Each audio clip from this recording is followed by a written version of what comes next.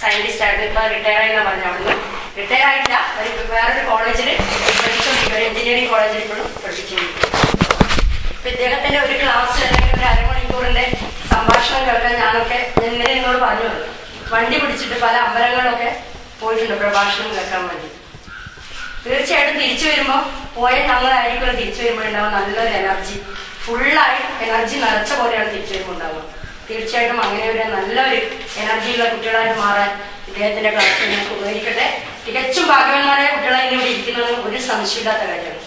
അതുകൊണ്ട് ഈ ക്ലാസ് എടുക്കുന്നതിലേക്ക് ഞാൻ ശശികുമാറിനെ സ്വാഗതം ചെയ്യുന്നു. സെക്രട്ടറിയും സിന്ധു ടീച്ചറിനെ എല്ലാവരെയും സഹപ്രവർത്തകരെയും ഞാൻ ഈ ക്ലാസ് കേൾക്കുന്നതിലേക്ക് സ്വാഗതം ചെയ്യുന്നു.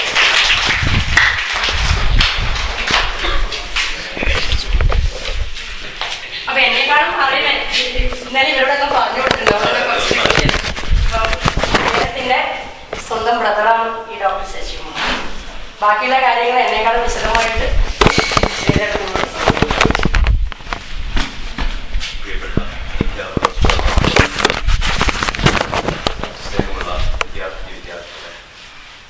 നിങ്ങളെല്ലാവരും കണ്ടിട്ടുണ്ടാവും അല്ലേ? എൻ്റെ ഇടയ അനുജനാണ് ഡോക്ടർ ശശികുമാർ. ഈ സ്കൂളിലെ വിദ്യാർത്ഥിയെ 1979 ഈ സ്കൂളിൽ നിന്ന് SSLC പഠിച്ച് പുറത്തു വന്ന വിദ്യാർത്ഥിയാണ്. അതിനുശേഷം പയ്യന്നൂർ കോളേജിൽ BSc കഴിഞ്ഞു. കൊച്ചിൻ സർവകലാശാലയിൽ university of science and technology കുസാറ്റിൽ നിന്ന് കേട്ടിട്ടുണ്ടാവും. അവിടെ നിന്ന് MSc റാങ്കോടുകൂടി പാസ്സായി. ബാംഗ്ലൂർ യൂണിവേഴ്സിറ്റിയിൽ മാത്തമാറ്റിക്സിൽ PhD എടുത്തു. അതിനുശേഷം സ്പേസ് ഡിപ്പാർട്ട്മെന്റിൽ സയന്റിസ്റ്റായിട്ട് ശാസ്ത്രജ്ഞനായിട്ട് ജോലി ചെയ്തു കുറേ വർഷം. അതിനിടയിൽ MBA, LLB തുടങ്ങിയിട്ടുള്ള ഒട്ടേറെ ബിരുദങ്ങൾ പഠിക്കാനൊരു താല്പര്യം കൊണ്ട് ശശി എടുത്തിട്ടുണ്ട്. പല മേഖലയിലും ജോലി ചെയ്തിട്ടുണ്ട്. ഡൽഹിയിൽ പ്രൈം മിനിസ്റ്ററുടെ പ്രധാനമന്ത്രിയുടെ ഒരു സ്പേസ് ഡിപ്പാർട്ട്മെന്റുമായിട്ട് ബന്ധപ്പെട്ട ഒരു വിഭാഗമുണ്ട്. അതിൽ ഡെപ്യൂട്ടി ഡയറക്ടറായിട്ട് ജോലി ചെയ്തിട്ടുണ്ട്. കോഴിക്കോട് സർവകലാശാലയിൽ ജോലി ചെയ്തിട്ടുണ്ട്. ഇങ്ങനെ പല മേഖലയിലും ജോലി ചെയ്തിട്ടുണ്ട്. ഏതായാലും അതിനേക്കാളും ഉപരിയായിട്ട് ഞാൻ അദ്ദേഹത്തെ ഇവിടെ വിളിച്ചു വരുത്താനുള്ള ഒരു കാരണം, ഇപ്പോൾ മറ്റൊരു ആവശ്യങ്ങൾക്ക് കണ്ണൂർ സർവകലാശാലയൊക്കെ ക്ലാസ് എടുക്കുന്നതിന് വേണ്ടി വന്നതാണ്. അപ്പോൾ ഏതായാലും ഇവിടെ വരുമ്പോൾ നമ്മുടെ കുട്ടികളോട് കൂടി സംസാരിക്കണമെന്ന് ഞാൻ പറഞ്ഞു. ഏറ്റവും വലിയ മോട്ടിവേഷനാണ് കുട്ടികളെ. സർവകലാശാലയിലൊക്കെ കുട്ടികൾക്ക് മാത്രമല്ല, അവിടുത്തെ ജീവനക്കാർക്ക്, കോഴിക്കോട് സർവകലാശാലയിലൊക്കെ ജീവനക്കാർക്ക് ക്ലാസ് ഇടയ്ക്ക് വരും. ഹൈദരാബാദിലാണ് താമസം. അവിടെ ഒരു Aurora institute of engineering and management എന്ന് പറഞ്ഞ ആ ഒരു കോളേജിൽ മാനേജ്മെന്റ് വിഭാഗത്തിന്റെ പ്രൊഫസറും ഹെഡ് ഓഫ് ഡിപ്പാർട്ട്മെന്റുമായിട്ടാണ് ജോലി ചെയ്യുന്നത്. അപ്പോൾ ഈ അവരവർ ചെയ്യുന്ന ജോലിയിൽ ഇപ്പോൾ പഠിക്കുന്നതായാലും ജോലി ചെയ്യുന്നതായാലും വളരെ ആത്മാർത്ഥതയോടുകൂടി, വളരെ ആവേശത്തോടുകൂടി, വളരെ ഇഷ്ടത്തോടുകൂടി ചെയ്യുന്ന പണി ചെയ്യുക. അതിനാണ് നമ്മൾ മോട്ടിവേഷൻ പറയുന്നത്. അതിനൊരു ഉത്തേജനം കൊടുക്കാൻ സാധിക്കുന്ന രീതിയിലുള്ള പല സ്ഥലത്തും ഞാൻ കേട്ടിട്ടുണ്ട്. പിന്നെ പല ആളുകളും ഇതിനു വേണ്ടി ശ്രമിക്കാറുണ്ട്. പല ക്ലാസ്സുകൾ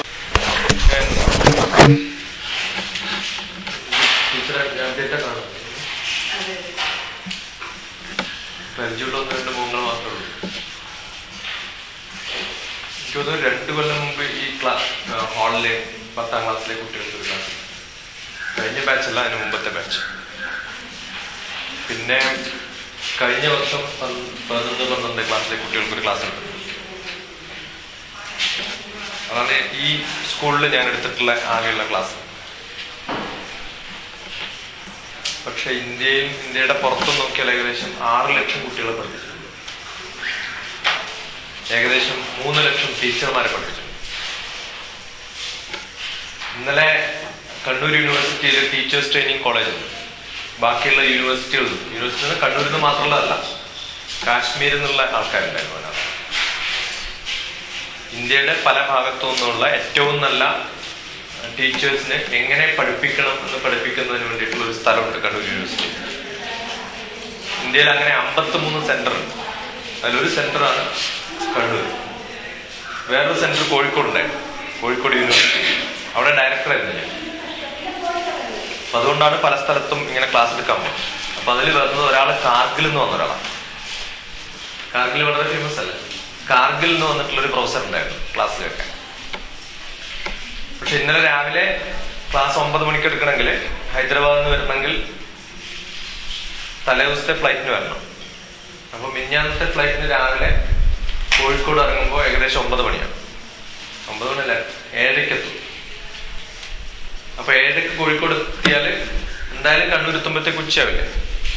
ആ ഒരു പകൽ സമയം വെറുതെ പോകും, യാത്ര ചെയ്തിട്ട് യൂസ്ഫുൾ അല്ലാണ്ട് പോകും. അപ്പൊ എനിക്ക് കോഴിക്കോട് എൻ്റെ ഒരു സുഹൃത്തുണ്ട്.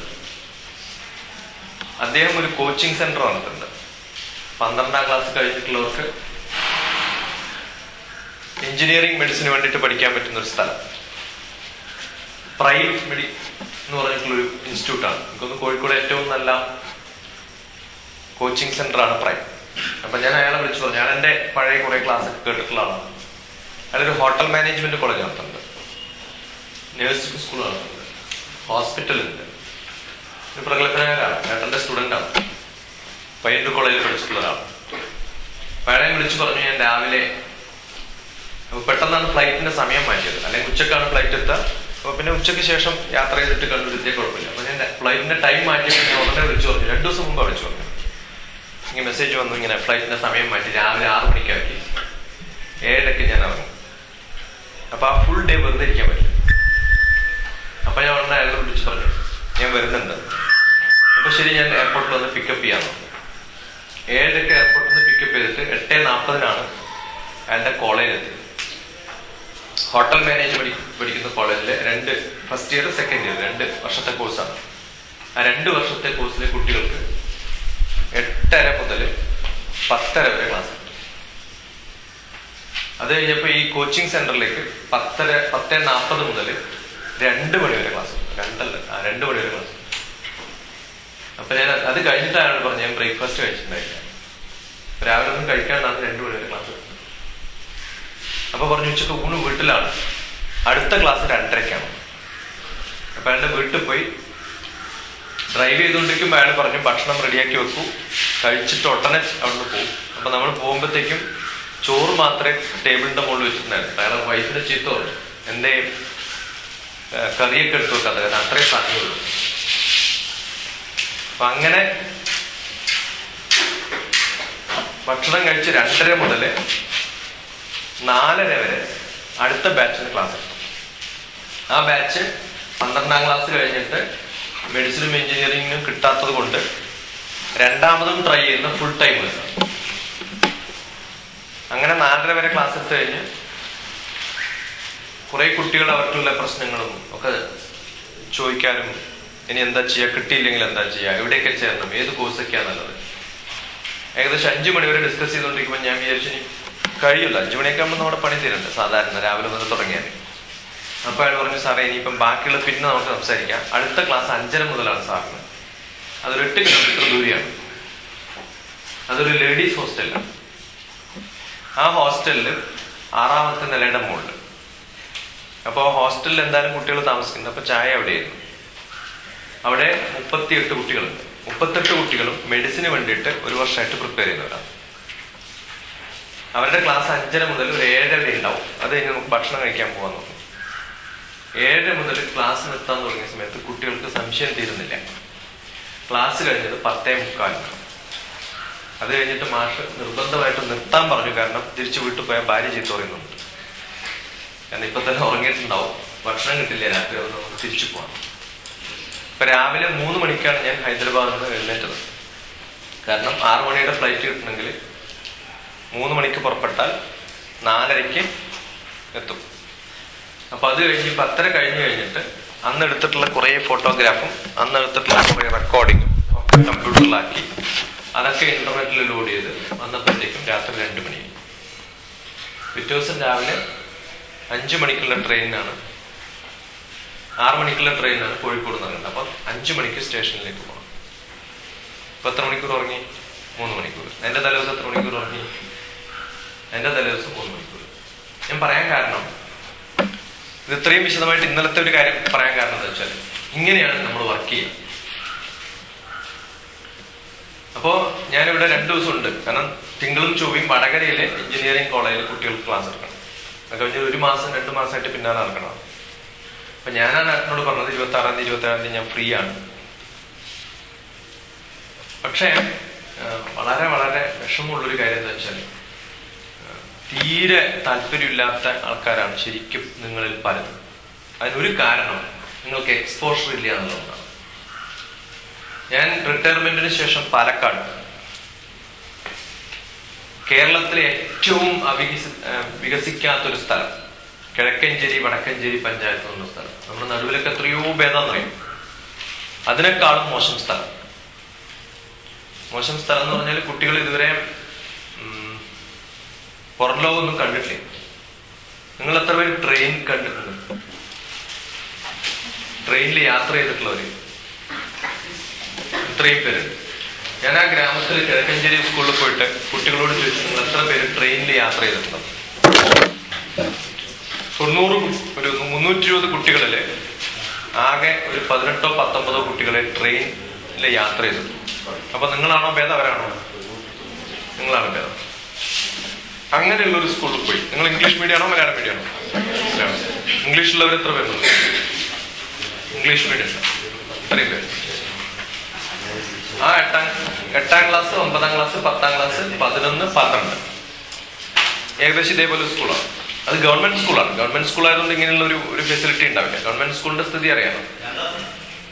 ഓക്കെ, ഇങ്ങനെ കോമ്പൗണ്ട് വാളൊന്നും ഉണ്ടാവില്ല. ഞാൻ പഠിക്കുന്ന സമയത്ത് ഈ സ്കൂൾ എങ്ങനെയാണോ ഏകദേശം അതേപോലെയാണ് ഇപ്പൊ ഗവൺമെന്റ് സ്കൂൾ.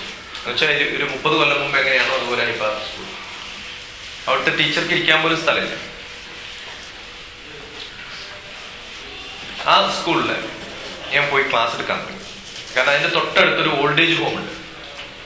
ഓൾഡേജ് ഹോം എന്ന് പറഞ്ഞാൽ അറിയാമോ? ഇപ്പൊ റിട്ടയർ ആയതിനു ശേഷം ഞാൻ ആ ഓൾഡേജ് ഹോമിലാണ് താമസിച്ചത്.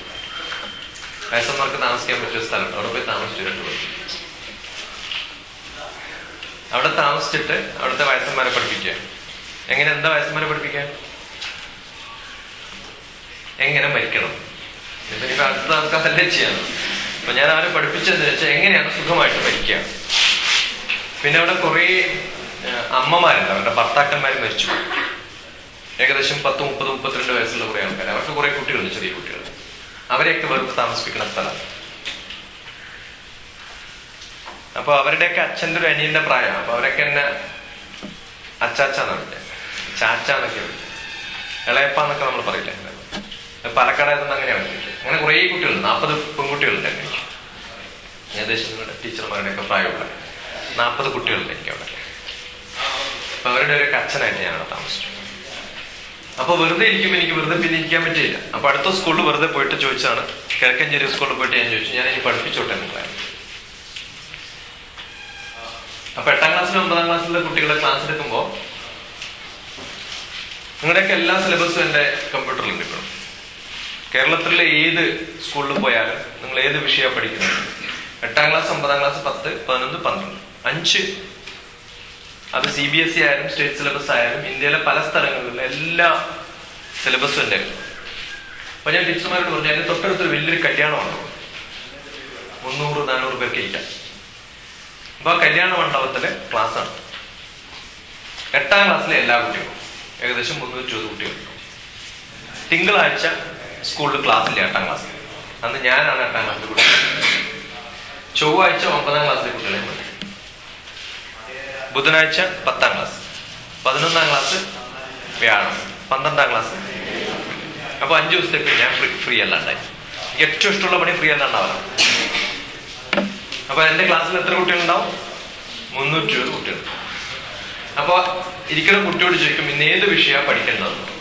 അപ്പൊ നിങ്ങൾ മാത്തമാറ്റിക്സ് പഠിക്കണം എന്ന് പറഞ്ഞാൽ അന്ന് മാത്തമാറ്റിക്സ് പഠിക്കും. അന്ന് ഫുൾ രാവിലെ മുതൽ വൈകുന്നേരം വരെ കണക്കാണ് പഠിക്കും. പിറ്റേ ദിവസം ആരെങ്കിലും വന്ന് സോഷ്യൽ സ്റ്റഡീസ് പഠിക്കണം എന്ന് പറഞ്ഞാൽ അന്ന് എന്താ പഠിപ്പിക്കുക? ബയോളജി പഠിക്കണം എന്ന് പറഞ്ഞാൽ ബയോളജി പഠിക്കും, കെമിസ്ട്രി പഠിക്കണം എന്നാൽ കെമിസ്ട്രി പഠിക്കും. അപ്പൊ അങ്ങനെ കുറച്ചു ദിവസം പഠിപ്പിച്ചു കഴിഞ്ഞപ്പോൾ എനിക്ക് തോന്നി ഈ കുട്ടികളൊന്നും നന്നാവില്ല എന്തായാലും. കാരണം അത്ര എളുപ്പമല്ല അവരെ നന്നാക്കാൻ, ഭയങ്കര ബുദ്ധിമുട്ടാണ്. കാരണം കുട്ടികളെ നന്നാക്കണമെങ്കിൽ ഭയങ്കര ബുദ്ധിമുട്ട്. എന്റെ ക്ലാസിന്റെ ഒക്കെ ചിത്രമുണ്ട് എന്റെ കയ്യിൽ, ഞാൻ എന്റെ ലാപ്ടോപ്പിലുണ്ട്, ഇവിടെ പ്രൊജക്ടർ ഇല്ല, ഞാൻ കാണിച്ചു തരാം. അപ്പൊ ഞാൻ ഇതിനൊക്കെ പൈസ തരുന്നു, വെറുതെ താമസിക്കല്ല ഓൾഡ് ഏജ് ഹോമില്. 15 ദിവസത്തേക്ക് 50,000 രൂപ എന്റെ ശമ്പളം. അപ്പൊ അതൊക്കെ തരുന്ന ഒരാളുണ്ട്, ഇന്ത്യയിലെ വളരെ റിച്ച് ആയിട്ടുള്ള ഒരാൾ. ദുബായിലൊക്കെ രാജാക്കന്മാരുടെ വീട് പണി ചെയ്യുന്ന ഒരാളാണ്. അയാളുടെ പണി കൺസ്ട്രക്ഷനാണ്. അപ്പോ രാജാക്കന്മാരുടെയൊക്കെ പാലസ് ഉണ്ടാക്കുന്ന ഒരാളാണ് അയാൾ. വൺ ഓഫ് ദ റിച്ചസ്റ്റ് മാൻ. അയാള് ഫ്ലാറ്റ് ഉണ്ടാക്കിയിട്ട് ഇന്ത്യയിൽ കേരളത്തിൽ വെക്കുന്നുണ്ട്, തൃശ്ശൂര്. ആ ഫ്ലാറ്റിന്റെ വില 2.5 കോടി രൂപയാണ്. അങ്ങനെ വളരെ റിച്ച് ആയിട്ടുള്ള ഒരാളാണ്. അപ്പൊ അയാളോട് ഞാൻ പറഞ്ഞൊരു കാര്യം, ഇങ്ങനെ പഠിപ്പിച്ചോ നമ്മൾ കാര്യമില്ല. 90 കുട്ടികളെ സെലക്ട് ചെയ്യും. എവിടുന്ന്? ഈ 320 കുട്ടികളുണ്ട്. അതിൽ ഏറ്റവും നല്ലോണം പഠിക്കുന്ന കുട്ടികളല്ല വേണ്ടത്. കുറെ കുട്ടികൾ നല്ലോണം പഠിക്കുന്നുണ്ടാവും, പക്ഷെ നല്ലോണം പഠിക്കാൻ താല്പര്യം ഉണ്ടാവണമെന്നില്ല. രണ്ടും തമ്മിലുള്ള വ്യത്യാസം മനസ്സിലായി. ചിലർ നല്ലോണം പഠിക്കും. എന്താ കാരണം വെച്ചാൽ വീട്ടിൽ നിന്ന് നിർബന്ധിക്കുന്നുണ്ട്. പഠിക്കാൻ താല്പര്യമുള്ള കുട്ടികളുണ്ടാവും. അവർക്ക് പഠിക്കാൻ ചിലപ്പോൾ പറ്റുണ്ടാവില്ല. കാരണം വീട്ടിൽ കുറെ പ്രശ്നങ്ങളുണ്ടാവും, സാമ്പത്തിക പ്രശ്നം ഉണ്ടാവും, പണിയെടുക്കേണ്ടി വരും, അമ്മക്ക് സുഖം ഉണ്ടാവില്ല, അച്ഛൻ ചിലപ്പോൾ രാത്രി കുടിച്ച് നല്ലോണം തല്ലും പിടിയൊക്കെ ഒക്കെ ഉണ്ടാവും, വീട്ടിൽ കറണ്ട് ഉണ്ടാവില്ല, ചിലപ്പോൾ രാവിലെ പാത്രം കഴുകാൻ പോണ്ടി വരും, സ്കൂളിൽ പല ദിവസം വരാൻ പറ്റുന്നുണ്ടാവില്ല. പക്ഷെ അവരുടെയൊക്കെ ഉള്ളിൽ താല്പര്യമുണ്ട്. അതെങ്ങനെ കണ്ടുപിടിക്കാൻ? ഏറ്റവും നല്ലോണം പഠിക്കുന്ന കുട്ടികളെ കണ്ടുപിടിക്കാൻ പരീക്ഷ നടത്തിയാൽ മതി. പക്ഷെ താല്പര്യമുള്ള കുട്ടികളെ എങ്ങനെ കണ്ടുപിടിക്കുക എന്നുള്ളത് വലിയൊരു പ്രശ്നമാണ്. അപ്പൊ ഞാൻ പറഞ്ഞ ഈ കുട്ടികളെ ഒരു മാസം ഈ ക്ലാസ് എടുക്കണ്ടല്ലോ, 320 കുട്ടികളെ ഒരു മാസം കഴിയുമ്പോൾ ഞാൻ കണ്ടുപിടിച്ചോ. 8ാം ക്ലാസ്സിലെ കുട്ടികളെ മാത്രമേ കൊല്ലം എടുക്കുള്ളൂ, 90 കുട്ടികൾ. കാരണം അതൊരു എക്സ്പെരിമെന്റ് പോലെയാണ്. ആ 90 കുട്ടികളെ, 8ാം ക്ലാസ്സിലെ കുട്ടികളെ ഞാൻ ഒരു മാസം കൊണ്ട് ഏറ്റവും താല്പര്യമുള്ളവരെ മാത്രം കണ്ടുപിടിച്ചു. കുറച്ച് അബദ്ധമായിരുന്നു. കാരണം താല്പര്യമുള്ള 1-2 കുട്ടികളെ നോക്കിയ സമയത്ത് 2 കൊല്ലം തോറ്റിട്ട് 8ാം ക്ലാസ്സിൽ ഇരിക്കുന്ന ആൾ പോലും പെട്ടിട്ടുണ്ട്. തോക്കാൻ ഭയങ്കര ബുദ്ധിമുട്ടാണ് ഇപ്പം, അല്ലേ? പക്ഷെ അവൻ തോക്കാനൊരു കാരണം എന്ന് വെച്ചാല് ഇടയ്ക്ക് സ്കൂളിൽ വരില്ല, പിന്നെ ഇങ്ങനെ അറ്റൻഡൻസും ഇല്ല. അങ്ങനെ നിർബന്ധിച്ചു സ്കൂൾ തോപ്പിച്ചതാണ്. അങ്ങനെയുള്ള പയ്യൻ പോലും ചിലപ്പോൾ എൻ്റെ അടുത്ത് പെട്ടിട്ടുണ്ട്. ഞാൻ അന്ന് ക്ലാസ് തുടങ്ങിയത് ജൂൺ 28-ാം തീയതി 2010. അന്ന് കേരളത്തിലെ ബന്ദാണ് എൻ്റെ ആദ്യത്തെ ക്ലാസ്. കേരളത്തിലെ ബന്ദായ നിങ്ങൾ ആരെങ്കിലും സ്കൂളിൽ വരുമോ? ഏതെങ്കിലും ടീച്ചർമാർ വരുമോ? അപ്പൊ ഞാൻ കേരളത്തിലല്ല, കേരളത്തിന് പുറത്താ 20 കൊല്ലം. 20 കൊല്ലത്തിൽ ഒരു ദിവസം പോലും ബന്ദില്ലാത്തൊരു സ്ഥലത്താണ് ഞാൻ ജോലി ചെയ്തത്. എന്നുവെച്ചാൽ 20 കൊല്ലത്തിൽ ഒരു ദിവസം പോലും സ്കൂളിലോ കോളേജിലോ ഞാൻ വെച്ച പരിപാടിയോ അല്ലെങ്കിൽ ഞാൻ എടുക്കാൻ ക്ലാസ് തീരുമാനിച്ചിട്ട് ക്യാൻസൽ ചെയ്യേണ്ടി വരുമോ, എന്റെ ഓഫീസിൽ പോവാണ്ടിരിക്കുകയോ ചെയ്തിട്ടില്ല. പിന്നെ ഇങ്ങനെ കേരളത്തിൽ വന്നിട്ട് ഒരു ദിവസം ബന്ധാന്ന് പറഞ്ഞ് ക്ലാസ്സിൽ ഉണ്ടാക്കാം. അപ്പൊ കുറെ പേര് വിളിച്ചു പറഞ്ഞു, നാളെ ബന്ധാ സാർ ഒന്നും നടക്കില്ല ഇവിടെ. അതും മാർക്സിസ്റ്റ് പാർട്ടിയുടെ അങ്ങേയറ്റത്തെ ഒരു സ്ഥലമാണ് ഈ കിഴക്കഞ്ചേരി വടക്കഞ്ചേരി പഞ്ചായത്ത്. അവരുടെ ബന്ധുവാണ്, ഭരിക്കുന്നതും അവരാണ്. അപ്പൊ പിന്നെ ഉറപ്പായിട്ടും നടക്കില്ല. പിന്നെ സാറ് ക്ലാസ് കണ്ട് നടത്തിയാൽ കാലം തയ്യും ഇതൊക്കെ തച്ച് പൊട്ടിക്കുന്നു. ഞാൻ ഇനി കാലം കഴിയില്ലെങ്കിലൊന്നും കുഴപ്പമില്ല. ഒന്നുകിൽ ഞാൻ കേരളത്തിൽ ഈ ക്ലാസ് നടത്തും, അല്ലെങ്കിൽ ഞാൻ കേരളത്തിൽ ഈ പണി വിട്ടിട്ട് തിരിച്ച് ഹൈദരാബാദിലേക്ക് പോകും മറ്റന്നാൾ. അതുകൊണ്ട് ഏത് കുട്ടികൾക്കും വേണമെങ്കിൽ വരാം. ഈ 90 കുട്ടികളെ ഞാൻ കുറെ കഷ്ടപ്പെട്ടിട്ടാണ് സെലക്ട് ചെയ്തത്. ആ 90 കുട്ടികളും പഠിക്കാൻ താല്പര്യമുള്ളവരാന്ന് അറിഞ്ഞിട്ടാണ് സെലക്ട് ചെയ്തത്. പഠിക്കാൻ താല്പര്യമുള്ളവരാണെങ്കിൽ ബന്ധുണ്ടായാലും വരട്ടെ. അതിലാരെങ്കിലും വരാണ്ടിരുന്നാൽ എന്റെ സെലക്ഷൻ തെറ്റാന്നല്ലേ അർത്ഥം, അല്ലെ? അങ്ങനെയാണെങ്കിൽ ഞാൻ വേറൊരു കാര്യം ചെയ്യും. വേറൊരു ബന്ധുള്ള ദിവസം ഈ 90 കുട്ടികൾ ഒഴികെ ബാക്കിയുള്ളവരെ ഞാൻ ഒരു ദിവസം വിളിക്കും. ഇതാണ് ശരിക്കും താല്പര്യമുള്ളവർ സെലക്ട് ചെയ്യാൻ ചെയ്യേണ്ടത്, അല്ലെ? ബന്ധുള്ള ദിവസവും ക്ലാസ് അറ്റൻഡ് ചെയ്യാൻ വരുന്നവർക്കാണ് ശരിക്കും താല്പര്യം. അവർക്ക് ചിലപ്പോൾ അടി കിട്ടിയെന്ന് വരും, എന്നാലും ഞാൻ പഠിക്കാൻ പോകുമെന്ന് പറയുന്ന ഒരാൾക്കല്ലേ ശരിക്കും താല്പര്യം ഉണ്ടാവും.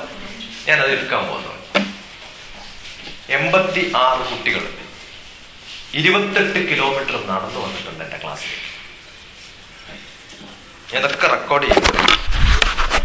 ഈ അനുഭവം എവിടെയും പറഞ്ഞിട്ടില്ല. 28 കിലോമീറ്റർ നടന്നിട്ട്, കാരണം അന്ന് ബസ്സില്ല, ബന്ധല്ലേ. ഒരു കുട്ടി സൈക്കിളിൽ വരുന്ന സമയത്ത് സൈക്കിൾ പഞ്ചറായി. പഞ്ചർ ഒട്ടിക്കാൻ ഒരു സ്ഥലം വേണ്ടേ? എന്നിട്ട് തള്ളി. അത് അവിടെ ഇട്ടിട്ട് പോകാൻ പറ്റുമോ? അതും തള്ളിയിട്ടാ വരുന്നത്. ഈ സൈക്കിൾ എടുത്ത് അബദ്ധായി. സൈക്കിളില്ലെങ്കിൽ നേരെ നടന്നു വരായിരുന്നു. ഒരു കുട്ടിയെ വരുന്ന സമയത്ത് ബുക്കും ഒക്കെ എടുത്തിട്ടല്ലേ വരിക. മേത്ത് ടാറ് വെച്ചു ഒരു കുട്ടിയുടെ. ആലോചിച്ചൊക്കെ പാർട്ടിക്കാരുടെ സ്ഥിതി ആലോചിച്ചു. അതാണ് കേരളം. എത്ര കുട്ടികൾ വന്നില്ല? 4 കുട്ടികൾ. ഞാൻ പോലീസായിരുന്നു 2 കൊല്ലം. DGP ഓഫ് പോലീസാണ്. ഞാൻ വിളിച്ച ഏത് പോലീസും എന്റെ പിന്നാലെ വരും. അപ്പൊ ഈ 86 കുട്ടികൾക്കും ഞാൻ ക്ലാസ് എടുത്തു, രാവിലെ മുതൽ വൈകുന്നേരം വരെ. 4 മണിക്ക് ക്ലാസ് വിട്ട് കഴിഞ്ഞപ്പോ ഞാൻ പോലീസിനോട് പറഞ്ഞു, എനിക്ക് 4 വീട്ടിൽ പോകാനുണ്ട്, നിങ്ങൾ എനിക്ക് വണ്ടി തരണം. അപ്പൊ പോലീസ് സ്റ്റേഷനിൽ വണ്ടി അയച്ചു. ഈ 4 കുട്ടികളുടെയും വീട്ടിൽ പോയി. എന്തുകൊണ്ടാണ് ഇവർ വരാണ്ടിരുന്നതെന്ന് അറിയാൻ വേണ്ടി. അപ്പൊ 3 ആള് പനി പിടിച്ചു കിടക്കുക. ഒരു കുട്ടിയുടെ അമ്മക്ക് പനിയാണ്. അപ്പൊ വീട്ടിൽ നോക്കാൻ വേറെ ആരില്ല. അപ്പൊ ഞാൻ സെലക്ട് ചെയ്ത 90 വീട്ടിലും ശരിക്കുള്ളവരാന്ന് മനസ്സിലായി. അതില് എന്റെ അടി കിട്ടാത്ത ഒരു കുട്ടിയും ഇല്ല ആദ്യത്തെ 1 മാസം. എന്റെ അടി എന്ന് പറഞ്ഞാൽ ഭയങ്കര അടിയാണ്. കാരണം നല്ലപോലെ പണിയെടുത്തിട്ടുള്ള കൈയാണ്. നടുവിൽ കുറെ കളക്കുകയും കപ്പ നടുകയും ഒക്കെ ചെയ്തിട്ടുണ്ട്. നിങ്ങളുടെയൊക്കെ പ്രായത്തിൽ നിങ്ങൾ ആരെങ്കിലും അടിച്ചിട്ടുണ്ടോ? അടിച്ചു കഴിഞ്ഞാൽ നിങ്ങളുടെ അച്ഛനും അമ്മയൊക്കെ വരും അല്ലേ? ഇല്ലേ? ഞാൻ അടിച്ചു കഴിഞ്ഞാൽ പിറ്റേ ദിവസം വീട്ടിൽ പോയാൽ അച്ഛനും അമ്മയും കണ്ട് പുറം കാണിച്ചു കൊടുത്താൽ 5 വിരലും പതിഞ്ഞിട്ടുണ്ടാവും. ആർക്കെങ്കിലും സംശയം ഉണ്ടോ വന്നിട്ട് എൻ്റെ അടുത്ത് പഠിക്കാം. ഞാൻ കളരിപ്പയറ്റും പഠിച്ചിട്ടുണ്ട്, കരാട്ടയും പഠിച്ചിട്ടുണ്ട്. ശരിക്കും അടിച്ചിട്ടുണ്ട്. എന്റെ ക്ലാസ്സിലിരിക്കുന്ന ടീച്ചർമാർക്ക് അടി കിട്ടിയിട്ടുണ്ട്. തൊട്ടൊക്കെ നല്ല അടി കിട്ടിയിട്ടുണ്ട്. ഈ ക്ലാസ്സൊക്കെ അറേഞ്ച് ചെയ്യാൻ എൻ്റെ കൂടെ ഒരു ടീച്ചർ ഉണ്ടായിരുന്നു. ആ ടീച്ചർക്ക് അപ്പോയിന്റ് ചെയ്തിട്ടുള്ള ഒരു സ്കൂളിൽ ഒരു ടീച്ചറാണ്. ഏകദേശം 10-30 വയസ്സുള്ള ഒരു ടീച്ചറാണ്. അപ്പൊ ഞാൻ ചിലപ്പോൾ ക്ലാസ്സൊക്കെ അറേഞ്ച് ചെയ്യാൻ പറയുമ്പോൾ ഈ ചെയറൊക്കെ ഇങ്ങനെ ഇട്ട് കഴിഞ്ഞാൽ എനിക്ക് ഇഷ്ടമല്ല. വളരെ സ്ട്രിക്റ്റാ പല സ്ഥലങ്ങളിൽ. അങ്ങനെ ഒരു സ്റ്റൂള് അവിടെ എന്തിനാ അതിട്ടെന്ന് ചോദിക്കും. അത് ആവശ്യമില്ലാത്താണെങ്കിൽ അവിടെ നിന്ന് മാറ്റണം. അങ്ങനെയൊക്കെ എൻ്റെ ക്ലാസ്. കാരണം വൃത്തിയായിട്ട് എങ്ങനെ സൂക്ഷിക്കണം എന്നൊക്കെ കൃത്യമായിട്ട് പഠിപ്പിക്കുന്നതാണ്. അപ്പൊ ഈ കുട്ടി ഒരു ദിവസം എന്തോന്ന് നോക്കാനുള്ളത് ഒറ്റ അടി പിടിച്ചു തുടക്കം. ആരെങ്കിലും അടിക്കും? 10-30 വയസ്സുള്ള ഒരു സ്ത്രീയെ. അതും ബന്ധമൊന്നുമല്ല. എന്നാലും അതൊന്നും പറയില്ല. എന്താ കാരണം എന്നറിയാം? അങ്ങനെയാണ് ഞാൻ ട്രെയിൻ ചെയ്യാം. അങ്ങനെ എൻ്റെ കുട്ടികളെ ഞാൻ ട്രെയിൻ ചെയ്തു. ഇപ്പൊ രാവിലെ വന്നാൽ ബ്രേക്ക്ഫാസ്റ്റ് കൊടുക്കും, ഉച്ചക്ക് ഭക്ഷണം കൊടുക്കും, വൈകുന്നേരം ടിഫിൻ കൊടുക്കും. അവരെ ഗോവയ്ക്ക് കൊണ്ടുപോയി. 3 ദിവസത്തെ ട്രിപ്പിന് ഗോവയിൽ കൊണ്ടുപോയി കഴിഞ്ഞാൽ ഞാൻ ഗോവയില് നവോദയ വിദ്യാലയ എന്ന് പറഞ്ഞൊരു സ്കൂൾ, നിങ്ങൾക്ക് അറിയാൻ പറയാം. അവിടെ ഫ്രീ ആണ്. അപ്പൊ നവോദയ വിദ്യാലയത്തിൽ 550 സ്കൂൾസ് ഉണ്ട് ഇന്ത്യയിൽ, എല്ലാ ഡിസ്ട്രിക്റ്റിലും, തമിഴ്നാട് ഒഴികെ. തമിഴ്നാട്ടിലില്ല, കാരണം തമിഴ്നാട്ടിൽ അവർ ഹിന്ദി പഠിക്കാൻ പറ്റില്ല. നവോദയ വിദ്യാലയത്തിൽ ഹിന്ദി കമ്പൽസറിയാണ്. അതുകൊണ്ട് തമിഴ്നാട്ടിലൊഴികെ ഇന്ത്യയിലെ എല്ലാ സ്ഥലത്തും നവോദയ വിദ്യാലയം. ആ 550 സ്കൂൾസിലെ ടീച്ചർമാരിൽ കുറച്ചു പേരെങ്കിലും എന്റെ സ്റ്റുഡൻസ് ആണ്. അപ്പൊ ഇന്ത്യയിൽ ഏത് ഡിസ്ട്രിക്റ്റിൽ പോയാലും ഞാൻ പഠിപ്പിച്ച ടീച്ചർമാരുണ്ട്. അതുകൊണ്ട് നവോദയ വിദ്യാലയത്തിലെ അവിടെ ഗോവ കുട്ടികളാണ്. പിന്നെ 9ാം ക്ലാസ്സിലെ കുട്ടികളെ പല നവോദയെന്നും ഇങ്ങോട്ട് കൊണ്ടുവരും. എന്ന് വെച്ചാൽ മിക്സ്ഡ് ആയിട്ട് പഠിക്കാൻ വേണ്ടി, കൾച്ചർ മാറ്റാൻ വേണ്ടി. അപ്പൊ ആ നവോദയ വിദ്യാലയത്തിൽ 9ാം ക്ലാസ്സിലെ കുട്ടികൾ കുറച്ചു പേര് പശ്ചിമ ഇവിടുന്നായിരുന്നു, ഉത്തർപ്രദേശിൽ നിന്നുണ്ടായിരുന്നു, ഹിമാചൽ പ്രദേശിലായിരുന്നു. അപ്പൊ ഹിമാചൽ പ്രദേശിലെ കുറച്ച് കുട്ടികളുണ്ട്, കുറച്ച് കുട്ടികൾ ഗോവ കുട്ടികളുണ്ട്. ഞാൻ എന്റെ കുട്ടികളെ അവരുടെ കൂടെ താമസിപ്പിച്ചു. അപ്പൊ അവരേത് ഭാഷ സംസാരിക്കാം? ഇംഗ്ലീഷിലോ ഹിന്ദിയിലോ ഒക്കെ ആവണ്ടേ? 8ാം ക്ലാസ്സിൽ നിങ്ങളുടെ എത്ര കുട്ടികൾക്ക്, അല്ലെങ്കിൽ നിങ്ങൾക്ക് എത്ര പേർക്ക് ഹിന്ദിയിലും ഇംഗ്ലീഷിലും സുഖമായിട്ട് സംസാരിക്കാൻ പറ്റും? ഒരു നിർബന്ധം, 2 മലയാളി കുട്ടികൾ അടുത്ത് കണ്ട അപ്പടി. അടി അവർക്ക് മാത്രമല്ല, ഓരോരാൾക്കും, ഓരോരോ ഹിമാചൽ പ്രദേശിലെ ഓരോരാൾക്കും, ഓരോ ഗോവയിലെ ഓരോരാളെ കണ്ടുപിടിച്ചിട്ടുണ്ട്. അവരുടെ കൂടിയേ കാണാവൂ. ഇനി ഇയാളെ ഒറ്റക്ക് കാണുന്ന സമയത്ത് ഇയാളുടെ ഗോവയുടെ ഫ്രണ്ട് ഏതാന്ന് ചോദിച്ചു കഴിഞ്ഞാൽ ഉടനെ അവർ വരണ്ടേ? 2 എണ്ണത്തിനും കിട്ടും. ഓക്കെ, ഏതെങ്കിലും സ്കൂളിൽ പോയിട്ട് വേറെ ഏതെങ്കിലും കുട്ടികളൊക്കെ അടിക്കാൻ പറ്റും, അതും ചെയ്യും. ഓക്കെ, അങ്ങനെ 3 ദിവസം ഞങ്ങൾ രസിച്ച് പഠിച്ച് കളിച്ച് കുറേ തമാശകളൊക്കെയാണ്. തമാശ എന്ന് വെച്ചാൽ കുറേ ഗെയിമായിരിക്കും. ഞാൻ ക്വിസ് കോമ്പറ്റീഷൻ നടത്തിയിട്ടുണ്ട് 10,000 കുട്ടികൾക്ക് ഹൈദരാബാദിൽ. ആ 10,000 കുട്ടികൾക്കും ക്വിസ് കോമ്പറ്റീഷൻ ക്ലാസ്സിൽ ഇരുന്നിട്ടുള്ള ക്വിസ് അല്ല. അവരെ ഹൈദരാബാദിന്റെ പല ഭാഗത്ത് കൊണ്ട് ബസ്സിൽ ഇറക്കും. ജിയോഗ്രഫി അങ്ങനെ പഠിപ്പിക്കുക. ജിയോഗ്രഫി ബുക്കിൽ നോക്കിയിട്ട് നമ്മൾ കുറെ കാര്യം പഠിപ്പിച്ചാൽ പറയാം, ഗ്രൗണ്ടിൽ പഠിക്കാം. അങ്ങനെ 92 തുടങ്ങിയതാണ് അത് ആ ക്വിസ്.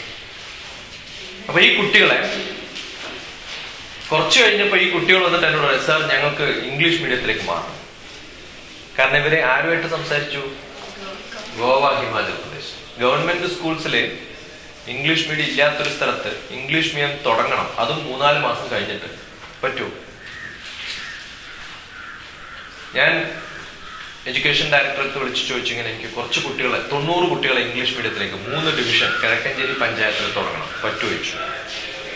പറ്റില്ല. എന്തേ പറ്റാത്ത ചോദിച്ചു. അപ്പൊ പറഞ്ഞു ടീച്ചർമാരില്ലേ, അത് കുഴപ്പമില്ല, നമ്മൾ പഠിപ്പിച്ചോളാം. ടീച്ചർമാരെ നമ്മൾ സ്പെഷ്യലായിട്ട് വേണമെങ്കിൽ ഉണ്ടാക്കി തരാം. അവിടെ ഓൾറെഡി ഒരു ഇംഗ്ലീഷ് മീഡിയം കണ്ട് നടക്കുന്നത്, അതിൽ പിള്ളേരില്ല എന്നൊക്കെയുള്ള കംപ്ലൈന്റ് ഒക്കെയാണ്. പക്ഷെ ഞാൻ 90 പിള്ളേർ തരാൻ പോകാം. ഞങ്ങൾ ബുക്ക് ഡിസ്ട്രിബ്യൂഷൻ ഒക്കെ കഴിഞ്ഞു. കാരണം കോളേജ് സ്കൂൾ വരുന്ന സമയത്ത് ഫസ്റ്റ് ബുക്കൊക്കെ ഡിസ്ട്രിബ്യൂട്ട് ചെയ്യും, അതൊക്കെ കഴിഞ്ഞു. ഗവൺമെന്റ് സ്കൂൾസിലൊക്കെ ഗവൺമെന്റ് സ്കൂൾ, ഇവിടെ അങ്ങനെയാണോ? അല്ലല്ലോ. അവിടെ അത് കുഴപ്പമില്ല. എല്ലാ ബുക്കും ഞാൻ 90 ബുക്ക് ഉണ്ടാക്കല്ലേ ഉണ്ട്, സിറോക്സ് ചെയ്ത് ബൈൻഡ് ചെയ്ത് എന്റെ പിള്ളേർക്ക് കൊടുത്തോളാം. അവരെന്ത് പ്രശ്നം പറഞ്ഞാലും ഞാൻ ഉടനെ സൊല്യൂഷൻ പറയും. ഇന്ന് എന്താ വേണ്ടി വെച്ചാൽ നമ്മൾ ക്ലാസ് തുടങ്ങണം. എപ്പോ? നാളെ മുതൽ. ഇപ്പൊ പിറ്റേ ദിവസം മുതൽ അവിടുത്തെ ഹെഡ് മിസ്ട്രസ് ഒക്കെ ഞാൻ പറഞ്ഞ അപ്പം അനുസരിക്കും. അപ്പൊ ഞങ്ങൾ നാളെ മുതൽ പുതിയ ക്ലാസ്, ഡിവിഷൻ മാറ്റണം, പുതിയ ക്ലാസ് റൂം ഉണ്ടാക്കണം. കാരണം ഈ കുട്ടികളൊക്കെ പല ക്ലാസ്സിൽ നിന്നുള്ളതാണ്. ഞാൻ എപ്പോഴാണ് അവരെ പഠിപ്പിക്കാറില്ല.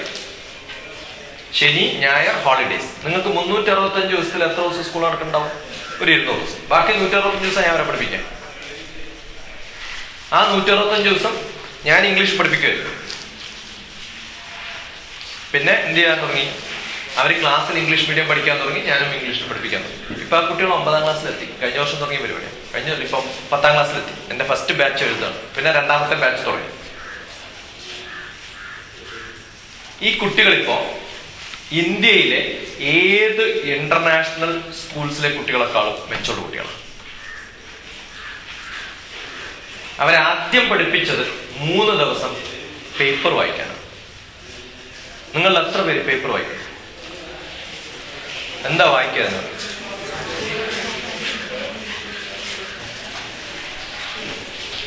ഇന്നത്തെ ന്യൂസ് എന്താ മെയിൻ? ഇന്നലത്തെ മെയിൻ ന്യൂസ് എന്താ?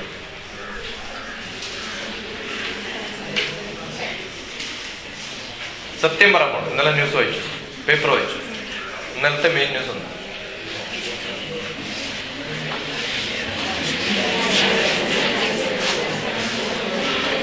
തീർന്നു. നമ്മൾ വായിച്ചിട്ട് കാര്യമില്ല, അത് പറയാൻ പറ്റണം, വേണ്ടേ? അപ്പൊ നിർബന്ധമായിട്ടും കുട്ടികൾ പത്രം വായിക്കണം. ഒരു നിർബന്ധം. അത് പത്രം വായിക്കൽ മാത്രമല്ല, അവർക്കൊരു നോട്ട് ബുക്ക് ഉണ്ട്, പത്രം വായിച്ചത് എഴുതി വെക്കാൻ. ഇംഗ്ലീഷ് ന്യൂസാണ് വായിക്കേണ്ടത് കേട്ടോ. ഇംഗ്ലീഷ് ഹിന്ദു ന്യൂസ് പേപ്പറാണ് കമ്പൽസറി വായിക്കേണ്ടതെന്ന് പറഞ്ഞത്. ആ ന്യൂസിൽ ഇന്റർനാഷണൽ ന്യൂസ് എന്താണ്, ലോകത്തിൽ എന്തൊക്കെയാണ് നടക്കണമെന്ന് എഴുതി വെക്കണം. അത് 3 ന്യൂസ് കണ്ടുപിടിച്ച് എഴുതി വെക്കണം. 3 നാഷണൽ ന്യൂസ് എഴുതി വെക്കണം. 3 സ്റ്റേറ്റ് ന്യൂസ് എഴുതി വെക്കണം. എഡിറ്റോറിയൽ എഴുതണം. എഡിറ്റോറിയൽ എന്ന് പറഞ്ഞൊരു പേജ് ഉണ്ട്, അത് എഴുതണം. അതിൻ്റെയൊക്കെ സംക്ഷിപ്തമായിട്ട് എഴുതാൻ പറ്റണം. കമ്പൽസറി 3 ദിവസത്തെ ക്ലാസ് ആണ്. ഞാൻ ന്യൂസ് പേപ്പർ വായിക്കാൻ വേണ്ടിയിട്ട് പഠിപ്പിക്കുന്ന സ്ഥലം. ഇന്ന് ജനുവരി 26-ാം തീയതി. ഇന്ന് പാടേണ്ട ഒരു പാട്ടുണ്ട്, അതേതാന്ന് പറയുന്നത്. ജനുവരി 26-ന് ഇന്ത്യയിൽ എവിടെയും ഫ്ലാഗ് ഹോസ്റ്റിംഗ് നടന്നാൽ കൂടെ പാടേണ്ട ഒരു പാട്ട് ഏതാണ് നിങ്ങൾക്ക് അറിയാം?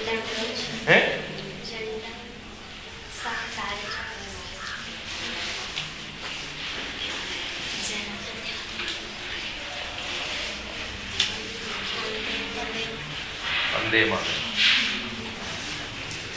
ഞാൻ ജനുവരി 26, 2011 എന്റെ കുട്ടികളോട് കൂടെ, അവർ സ്കൂളിൽ പോയിട്ടില്ല, കാരണം എന്റെ കുട്ടികൾ എന്റെ കൂട്ടത്തെ കയറും. അപ്പൊ ഞാൻ ടീച്ചർമാരോട് പറഞ്ഞിട്ടുണ്ട്, ഞാൻ എപ്പോൾ വിളിച്ചാലും എൻ്റെ അടുത്ത് വരും, നിങ്ങളുടെ സ്കൂളിൽ വന്നിട്ടില്ലെങ്കിലും അവരെ പ്രശ്നമൊന്നും ഉണ്ടാക്കരുത്. അപ്പൊ 26-ാം തീയതി ഓൾഡ് ഏജ് ഹോമിലാണ് ഞാൻ ക്ലാസ് നടത്തുക. ബാക്കിയുള്ള ദിവസം കാരണം സ്കൂളിലെ മോശം സിറ്റുവേഷനാണ്. ഓൾഡ് ഏജ് ഹോമിൽ വളരെ ശുദ്ധമായിട്ടുള്ള സ്ഥലം. അവിടെ ഒരു ഹാളുണ്ട്, അവിടെയാണ് ഞാൻ ക്ലാസ് നടത്തുക. അപ്പൊ 90 കുട്ടികൾ വന്നു. പക്ഷെ ഇന്ന് പാടേണ്ട പാട്ട് ഏതാന്ന് ചോദിച്ചു.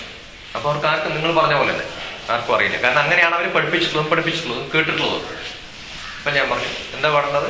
വന്ദേ മാതരം. അപ്പൊ ഇപ്പൊ ഉച്ച വരെ ആകെ ഒരു പണിയേ ചെയ്യുള്ളൂ.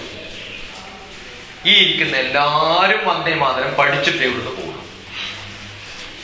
വെറുതെ ചൊല്ലാൻ മാത്രമല്ല, അതിൽ ഓരോ വാക്കിന്റെയും അർത്ഥം ശരിക്കും പഠിച്ചാലേ ഇവിടുന്ന് പോകാൻ പറ്റും. മനസ്സിലായോ? നിങ്ങൾ പല പ്രാവശ്യം കേട്ടിട്ടുണ്ടാവില്ല, പക്ഷെ അതിന്റെ അർത്ഥം അറിയോ? പിന്നെ എന്തിനത് പഠിക്കണം? അർത്ഥം അറിയണം നിങ്ങൾക്ക് ആഗ്രഹം ഉണ്ടായിട്ടുണ്ടോ? ഞാൻ പറയുന്നത് നിങ്ങളെപ്പോലെ ഈ സ്കൂളിൽ വന്ന് പഠിക്കാതെ പോയ ഒരാളാണ്. മനസ്സിലാവുന്നുണ്ടോ? എനിക്ക് തോന്നുന്നു നിങ്ങളിപ്പോ പഠിപ്പിക്കുന്ന ടീച്ചർമാരെ എന്നെ പഠിപ്പിച്ച ടീച്ചർമാരെക്കാളും മഹാമോശമായിരുന്നു. നല്ല 1-2 ടീച്ചർമാർ എനിക്കുണ്ടായിരുന്നു. അതുകൊണ്ട് എനിക്ക് മാത്തമാറ്റിക്സിനോടൊക്കെ ഭയങ്കര ഇഷ്ടമായത് അതുകൊണ്ടാണ്. ഒരൊറ്റ മാഷുകൊണ്ടാണ്. നിങ്ങളൊരു സബ്ജക്റ്റ് ഇഷ്ടപ്പെടുന്നത് ആ ടീച്ചർ നിന്നാവുന്നതുകൊണ്ടാണ്, അതെനിക്ക് ഉറപ്പാണ്. അതുകൊണ്ട് എന്റെ കുട്ടികൾക്ക് എല്ലാ സബ്ജക്റ്റും ഇഷ്ടമാണ്. കാരണം എന്താ? എല്ലാ സബ്ജക്റ്റും പഠിപ്പിക്കുന്നത് ഞാനാണ്.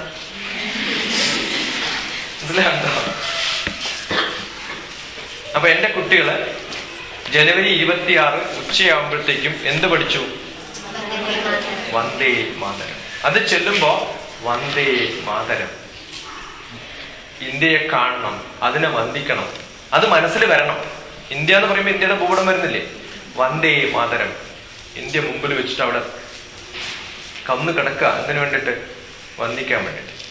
ഇതെപ്പോഴെങ്കിലും ചൊല്ലുമ്പോൾ നിങ്ങൾക്ക് തോന്നുന്നുണ്ടായിരുന്നോ? വന്ദേ മാതരം. അത് തോന്നണം. അത് തോന്നിപ്പിക്കാത്ത വിധത്തില് വന്ദേ മാതരം എന്ന് പാടേണ്ട ഒരു കാര്യമില്ല. മനസ്സിലാവുന്നുണ്ടോ? എങ്ങനെ പഠിക്കണം എന്നാ ഞാൻ പഠിക്കണം. എങ്ങനെ പഠിക്കണം? എവിടെ ആക്കിയിട്ട് പഠിക്കണം? മനസ്സിൽ ആക്കിയിട്ട് പഠിക്കണം. ആരെങ്കിലും മനസ്സിൽ ആക്കിയിട്ടാണോ പഠിക്കണം? എന്ത് മനസ്സല്ലേ? ആ മനസ്സിലാക്കി പഠിക്കുമ്പോണ്ടല്ലോ സുജലം. ജലം അല്ല, എന്ത് ജലാണ്? സുജലം. സു എന്ന് പറഞ്ഞാൽ എന്താ? ഏറ്റവും നല്ലതിനെയാണ് സു എന്ന് പറയാം. പുത്രി, സുപുത്രി. മംഗള, സുമംഗള. മനസ്സിലാണല്ലോ? സുജല, ഏറ്റവും നല്ലുള്ള ജലാണ് നമ്മുടെ ഭാരതം. അങ്ങനെ ഓരോന്നും എടുത്തിട്ടാണ് ഇന്ത്യയെ സ്നേഹിക്കാൻ വേണ്ടിയിട്ടുള്ളൊരു പാട്ടാണ്. അത് എഴുതിയത് ആള് ഇതൊക്കെ വിചാരിച്ചിട്ട് എഴുതിയിട്ടുള്ളൂ. എന്നിട്ട് ഈ ചൊല്ലുന്ന ആരെങ്കിലും ആലോചിക്കുന്നു? എത്രയോ കൊല്ലങ്ങളായിട്ട് ഇത് ചൊല്ലണം, എത്രയോ പ്രാവശ്യം കേട്ടിരിക്കണം. പക്ഷെ ഇത് പഠിക്കാനോ അതിന്റെ അർത്ഥം മനസ്സിലാക്കാനോ ശ്രമിച്ചിട്ടുണ്ടോ? ഉണ്ടോ? എല്ലാവരും കൈവൊക്കെ തലയിൽ വെച്ചിട്ട് എന്റെ പടച്ചോനെ ഈ ജന്മം നശിച്ചു പോയല്ലോ എന്ന് പറഞ്ഞു. ആലോചിച്ചു കല്ലേ പറയും അല്ലേ? ഇപ്പൊ മനസ്സിലായോ എങ്ങനെയാ പഠിക്കേണ്ടത്? ഓഗസ്റ്റ് 15-ാം തീയതി സാധാരണ ഫ്ലാഗ് ഹോസ്റ്റ് ചെയ്തിട്ട് ഏതെങ്കിലും ഒരാൾ നമ്മൾ വളരെ പാട്രിയോട്ടിക് ആവണം, നമ്മളെ ലോകത്തെ സ്നേഹിക്കണം, ഇന്ത്യയെ സ്നേഹിക്കണം എന്നൊക്കെ പറയും. ഇതൊന്നും പറഞ്ഞുകൊണ്ടൊന്നും ആരും സ്നേഹിക്കാൻ പോകുന്നില്ല. ഓഗസ്റ്റ് 15-ാം തീയതി സെലക്ട് ഞാൻ ചെയ്തതും അതാണ്.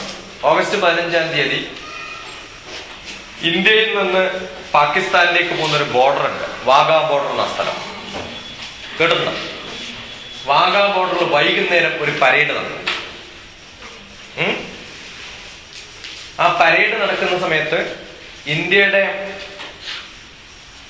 സോൾജിയർമാർ, ബോർഡർ സെക്യൂരിറ്റി ഫോഴ്സ് എന്നാണ്, സാധാരണ പോലീസുകാരെ പോലെയല്ല. അവര് നല്ല തൊപ്പിക്കിട്ടിട്ടേ, ഈ ഇന്ത്യൻ കോഫി ഹൗസിലെ തൊപ്പിയില്ലേ അതേപോലത്തെ തൊപ്പിയാണ് അവർക്ക്, നല്ല കളർഫുൾ ആയിരുന്നു. അപ്പൊ അതിലവര് പരേഡിന് നടക്കുന്ന സമയത്ത് കാല് പൊക്കണത് ഏകദേശം ഈ ഹൈറ്റിൽ പൊക്കിട്ടാ ചോട്ട, എവിടെ പൊങ്ങി കളപ്പം ഏകദേശം ഈ മുട്ടുപിടി എത്തും. അങ്ങനെ നടക്കുന്നത്. അവരുടെ ഊർജം കണ്ടു കഴിഞ്ഞാൽ കാണുമ്പോ എന്നിട്ട് ഫ്ലാഗ് കയ്യിലെടുക്കാൻ വേണ്ടിട്ട് കൈ ഇങ്ങനെ കാണിക്കും, ഇതേപോലെ കാണിക്കും. അത് നിലത്ത് തുടരുത്, നന്നായിട്ട് ഫോൾഡ് ചെയ്തിട്ട് ഒരാൾ അതിന്റെ മുകളിൽ കൊണ്ടുപോകും. എന്നിട്ട് അത് വെച്ചിട്ട് നടക്കുന്ന സമയത്ത് ഈ കൈ ഇങ്ങനെയൊന്നും ആവില്ല. ആ നടപ്പ് കാണുമ്പോൾ അതേപോലെ പാകിസ്ഥാൻകാരും ചെയ്യും. അപ്പൊ ഈ കാണാനിരിക്കുന്ന കുറച്ച് ആൾക്കാർക്കൊക്കെ പോവാം, അവിടെ പോയി കാണാം ഈ പരിപാടി. ആ ഫ്ലാഗ് ഹോസ്റ്റ് കാണുമ്പോൾ അറിയാതെ ആരെങ്കിലൊക്കെ പറഞ്ഞു പോകും ഹിന്ദുസ്ഥാൻ സിന്ദാബാദ്. അങ്ങനെ എല്ലാവരും ഏറ്റു പറയുന്നു. അത് സാധാരണ അവിടെ നടക്കുന്ന സംഭവം. കാരണം കാണുമ്പോൾ എല്ലാവർക്കും രോമം എഴുന്നേറ്റ് വരും. മനസ്സിലാക്കണം? ത്രില്ലല്ലേ? പാകിസ്ഥാൻകാരും പറയാതെ ചിലപ്പോ പാകിസ്ഥാൻകാര് ഹിന്ദുസ്ഥാൻ മുർദാബാദ് എന്ന് പറയും.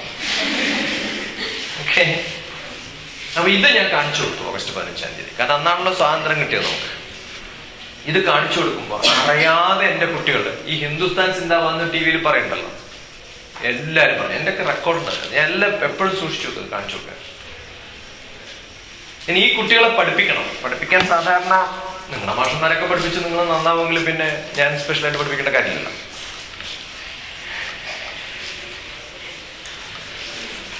അപ്പൊ ഞാനെന്ന് വെച്ചാൽ നല്ല ടീച്ചർമാരുണ്ടാക്കണം.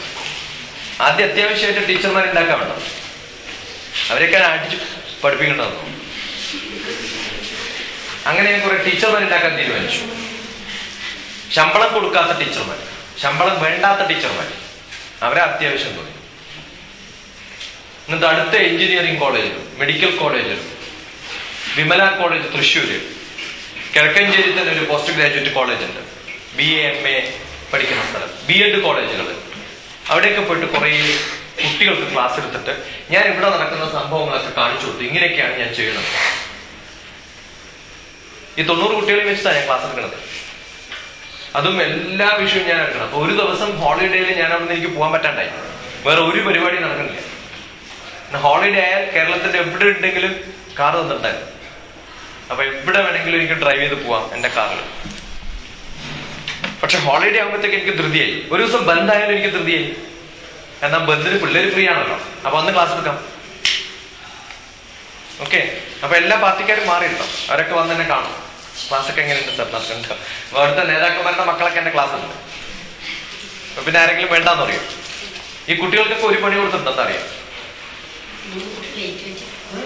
എന്റെ ക്ലാസ്സിൽ സാധാരണ 2-3 നിയമമുണ്ട്. ഒന്ന്, കയറിയിരിക്കാൻ പെർമിഷൻ വേണ്ട, ആർക്ക് വേണമെങ്കിലും കയറിയിരിക്കാം, എപ്പോ വേണമെങ്കിലും. ഞാൻ പഠിപ്പിക്കുന്ന കോളേജിലും അങ്ങനെയാണ്. എന്റെ ക്ലാസ്സിൽ ആർക്ക് വേണമെങ്കിലും വന്നിരിക്കാം, ആർക്ക് വേണമെങ്കിൽ എപ്പോ വേണമെങ്കിലും പോവാം. എന്നോട് ചോദിക്കാൻ പാടില്ല, ചോദിക്കാണ്ട് പോയിക്കൊള്ളണം. കാരണം ചോദിക്കുമ്പോൾ എന്റെ സമയം പോകും. ഇപ്പൊ ചോദിക്കുമ്പോൾ നിർത്തേണ്ടി വന്നില്ലേ, ആ സമ്മതിക്കില്ല. വേണമെങ്കിൽ എപ്പോ വേണമെങ്കിലും വരാം, എപ്പോ വേണമെങ്കിലും പോവാം. പക്ഷെ ഇരിക്കുമ്പോ എങ്ങനെ ഇരിക്കണം? ഫുൾ ശ്രദ്ധയുള്ളൂ.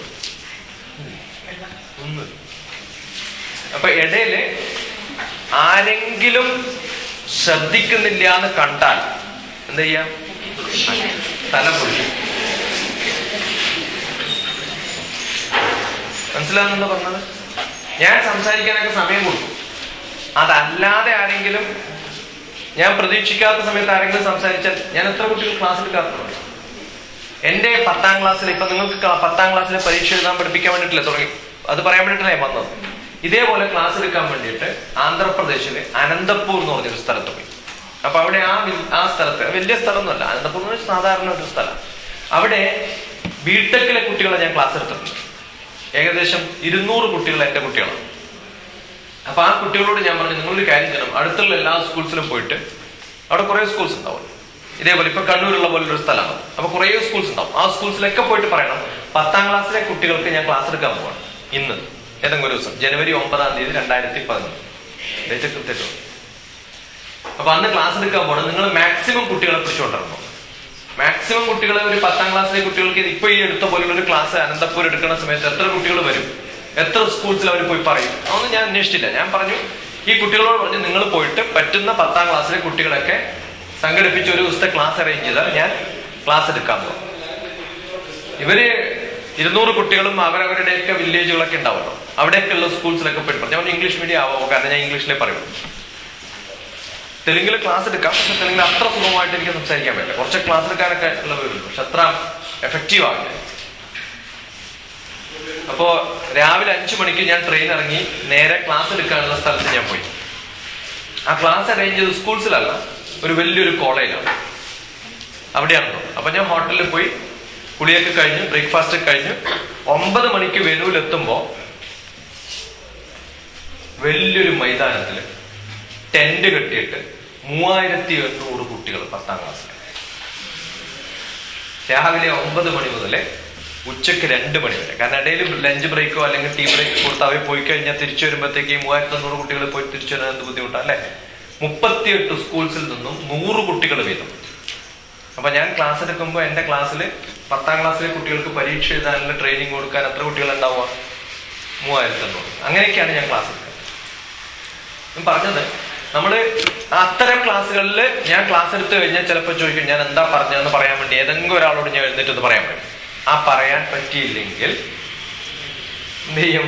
ഇത്രയും പറയാൻ കാരണം എന്ന് വെച്ചാൽ ക്ലാസ്സിൽ ഇരിക്കണമെങ്കിൽ ഇരുന്നാൽ മതി, വേണമെങ്കിൽ പോവാം, പക്ഷെ ഇരിക്കണവരെ കൃത്യമായിട്ട് ശ്രദ്ധിച്ചിട്ട് നിങ്ങൾക്ക് ഏറ്റവും ബുദ്ധിമുട്ടുള്ള ഏതെങ്കിലും ഒരു വിഷയത്തിലെ ഏതെങ്കിലും ഒരു ചാപ്റ്റർ വേണമെങ്കിൽ ഇപ്പൊ പറഞ്ഞോളൂ, നിങ്ങൾക്ക് ഏറ്റവും ഇഷ്ടമുള്ളതാക്കിയിട്ട് ഞാൻ മാറ്റിത്തരും.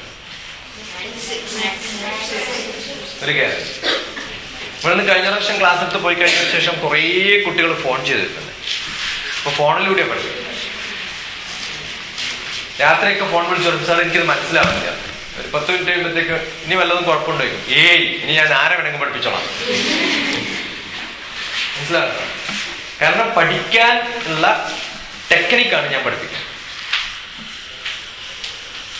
ഇപ്പൊ ഞാൻ ഇന്നിപ്പോ ഹൈദരാബാദ് ഉണ്ടെന്ന് വിചാരിക്കും. ഹൈദരാബാദിൽ എനിക്ക് എന്റെ വീട്ടിൽ ഇതിന്റെ പകുതിയുള്ള ഒരു സ്ഥലമുള്ള ഒരു ഹാളുണ്ട് വീട്ടില്.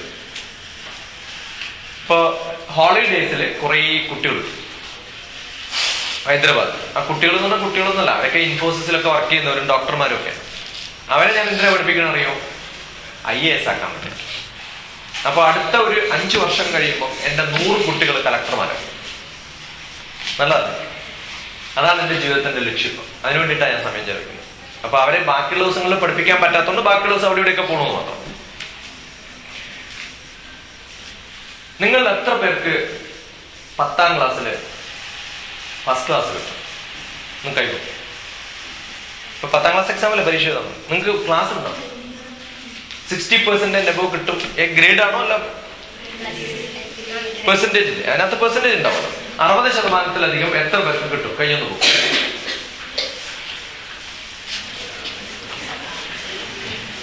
ആൺകുട്ടികൾക്കൊക്കെ നല്ല ധൈര്യം, എന്താ ഉറപ്പുള്ള കാര്യമാണ്, നമുക്ക് എന്തായാലും കിട്ടാൻ പോണില്ല.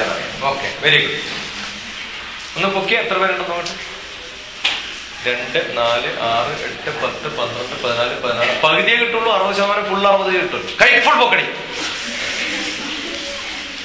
അട്ടി കിട്ടും. കൈ ഫുൾ പൊക്ക്.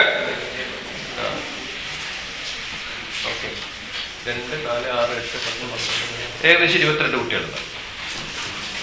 70%-ലധികം എത്ര പേർക്ക് കിട്ടും? ധൈര്യത്തിൽ അടുത്ത കിട്ടുമെങ്കിൽ എനിക്ക് കിട്ടുള്ളൂ എന്ന് പറയാൻ പാടില്ല. 3 കുട്ടികൾക്ക് കിട്ടും. 80%-ലധികം എത്ര പേർക്ക് കിട്ടും? 2 കുട്ടികൾക്ക് കിട്ടും. ഇതൊക്കെ നോട്ട് ചെയ്ത് നോക്കണേ. റിസൾട്ട് അറിഞ്ഞിട്ട് എന്നെ അറിയിക്കണം. നിങ്ങൾക്ക് 2 ആൾക്കും എന്റെ വക 1000 രൂപ. റിസൾട്ട് കിട്ടിയ അപ്പം തന്നെ. 90%-ലധികം എത്ര പേർക്ക് കിട്ടും? 2000 രൂപ. 95% എത്ര രൂപ? 95% കിട്ടും. 3000 രൂപ. 98%-ലധികം എത്ര പേർക്ക് കിട്ടും? ഇവർക്ക് നല്ല ടെൻഷൻ അടിക്കാൻ ഇല്ലേ? ഇല്ല. ഇപ്പൊ 2 പേർക്ക് 3000 രൂപ വീതം 95%-ലധികം കിട്ടിയ. ഇത് പറയരുത് കേട്ടാ. 95%-ലധികം കിട്ടി, അതുകൊണ്ട് 3000 തരൂ. 90%-ലധികം കിട്ടി, അതുകൊണ്ട് 2000 തരൂ. 80%-ലധികം കിട്ടി, 1000 തരൂ എന്ന് പറഞ്ഞിട്ട് 6000 മേടിക്കരുത്. ഓക്കെ, മനസ്സിലായി. അപ്പൊ അത് പറയാൻ പറ്റില്ല അല്ലേ? 90. അപ്പൊ ആവറേജ് എടുത്ത് 2500 രൂപ തന്നെയുണ്ടോ? എന്റെ 1000 രൂപ ലാഭമാക്കി. 1000 രൂപ കിട്ടും.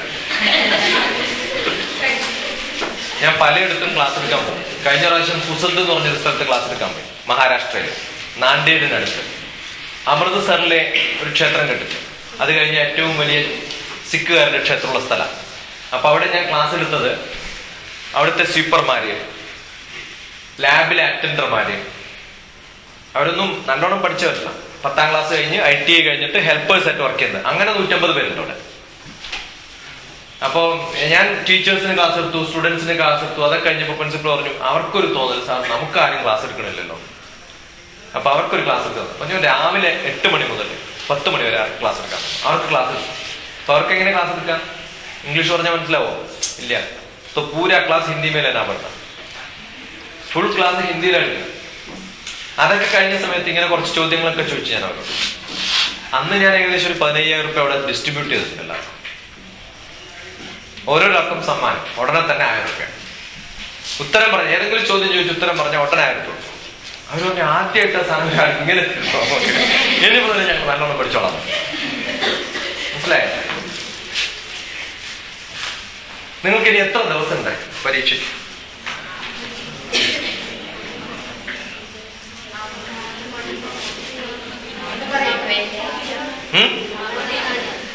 എത്ര ദിവസം ഉണ്ട്? ഇന്നത്ര ഡേറ്റ്?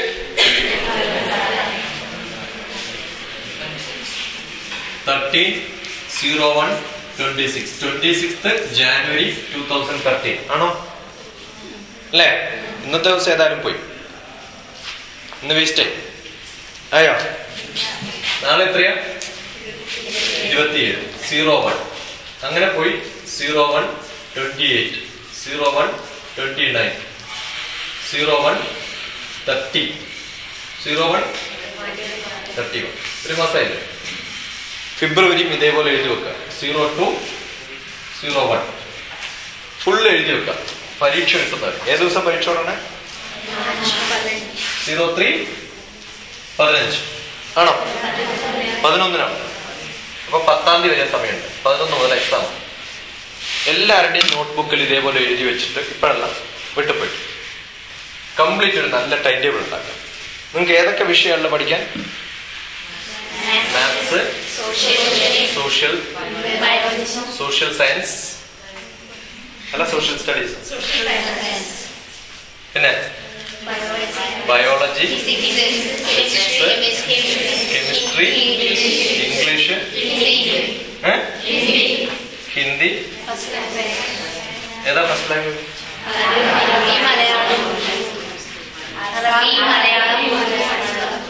നിങ്ങളുടെ മദർ ടങ് എന്ത് ടങ്?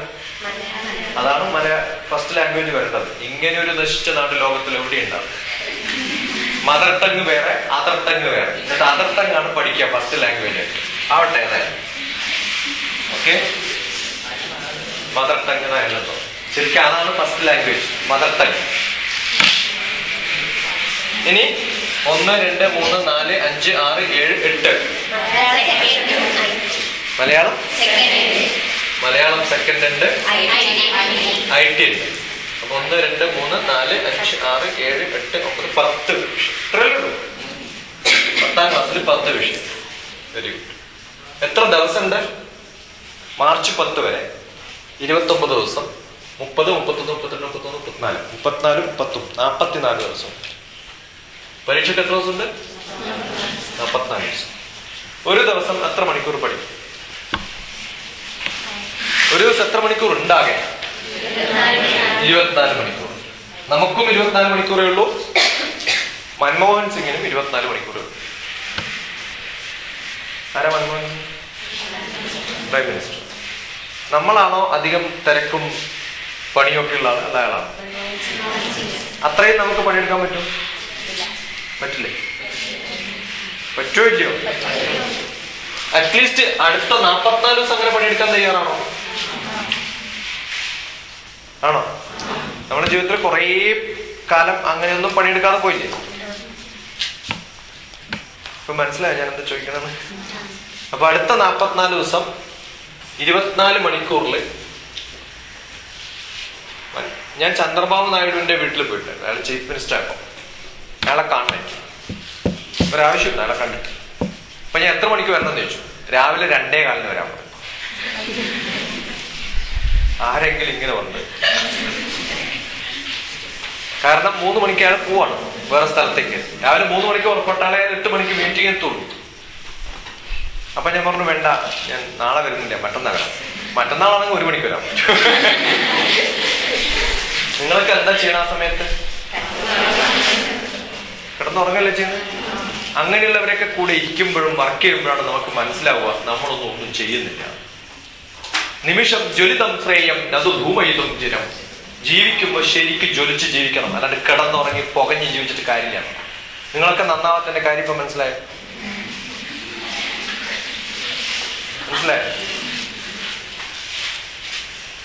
ഇപ്പൊ ഉറക്കം, അതാണ് ഏറ്റവും സുഖമുള്ള പണി. മടി, പണ്ടത്തെ സ്ത്രീകൾക്കൊക്കെ മടി ഭയങ്കര അധികമാണ്. കാരണം മുണ്ടെടുത്തു കഴിഞ്ഞാൽ കുറെ മടിയുണ്ടാവും. അവരുടെ മക്കളാണ്, അതുകൊണ്ടാണ് നമുക്ക് ഈ മടി ഉണ്ടാവും. വേണ്ട പോട്ടെ, 8 മണിക്കൂർ നിങ്ങൾക്ക് ഉറങ്ങാൻ മതിയോ? 8 മണിക്കൂർ ഉറങ്ങിക്കോളൂ. പക്ഷെ ഉണർന്നിരിക്കുമ്പോ ഉറങ്ങാണ്ടിരിക്കൂ. മനസ്സിലാവുന്നുണ്ട് പറഞ്ഞത്? ഒന്നിനും കൊള്ളാതെ വെറുതെ ഇങ്ങനെ ഇരിക്കും കുറെ സമയം. അങ്ങനെ ഉണർന്നതിനോട് വല്ല കാര്യമുണ്ട്? സിംഹത്തിന് കണ്ടെത്തണം. കാട്ടിലെ രാജാവ് ആരാ? ആരാ പറഞ്ഞത്? സിംഹം പറഞ്ഞു. സിംഹം പറഞ്ഞു ഞാനാ രാജാവ്. എന്താ കാരണം അറിയാം? നടക്കണ കണ്ടറിയാം. ആന അതിനേക്കാളും വലുതാ. ഒരാന നടക്കണ സിംഹം നടക്കണ പോലെ തോന്നും. സിംഹം നടക്കണ സിംഹം നടക്കണ പോലെ തോന്നും, ഇല്ലേ? അതിനൊരു ഗാംഭീര്യം. സ്വയമേവ മൃഗേന്ദ്രജ, ഞാൻ രാജാവാണെന്ന് എന്റെ നടപ്പിലൂടെ അത് പറയാം. അതാരും വേറെ ആരും പറഞ്ഞുണ്ടാക്കണമല്ല, അതെന്നെ തീരുമാനിച്ചു ഞാൻ രാജാവാണ്. ഞാൻ അഭിഷേകവും, ഒറ്റൊരു അഭിഷേകമില്ല ഇയാളെ രാജാവാക്കിയിട്ട് തൊപ്പിയൊക്കെ വെച്ച് കൊടുത്തിട്ടുണ്ട്. ഇനി ആരെങ്കിലും സിംഹത്തോട് നീ അല്ല രാജാവെന്ന് പറഞ്ഞാൽ ഉടനെ ആള് വിവരം അറിയില്ലേ? അപ്പൊ നമ്മൾ വിചാരിക്കണം നമ്മൾ ആരാവും. സിംഹം എത്ര മണിക്കൂർ ഉറങ്ങുന്നറിയോ? 20 മണിക്കൂർ. പക്ഷെ 4 മണിക്കൂർ ഉണർന്നിരുന്നാൽ എങ്ങനെ ഉണർന്നിരിക്കും? ബാക്കിയുള്ളവരിൽ ആരെങ്കിലും ഉറങ്ങിയാൽ അവന്റെ കാറ്റിരും.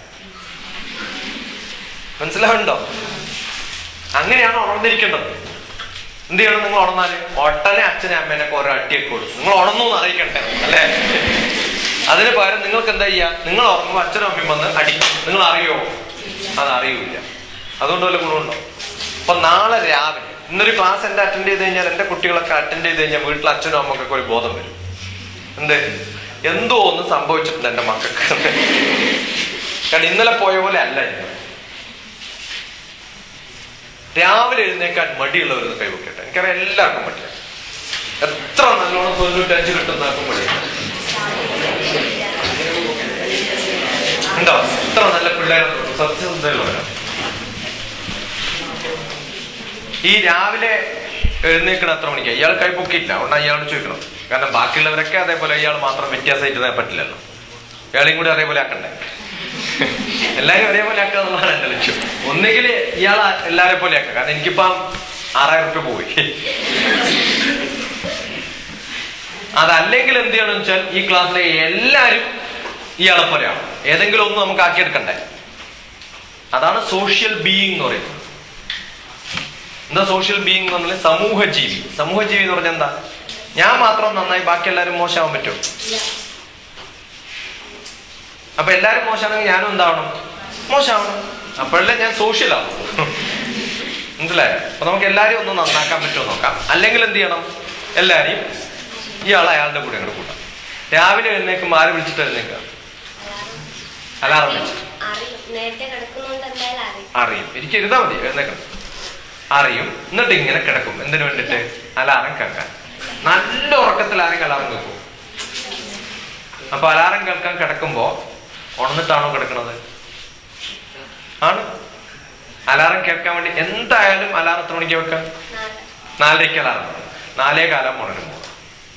ഇവിടെ എത്ര മണിക്കാ രാവിലെ ഉദയം?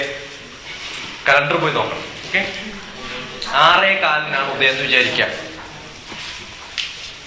നമ്മുടെ ശരീരത്തിനുള്ളൊരു ക്ലോക്ക് ഉണ്ട്.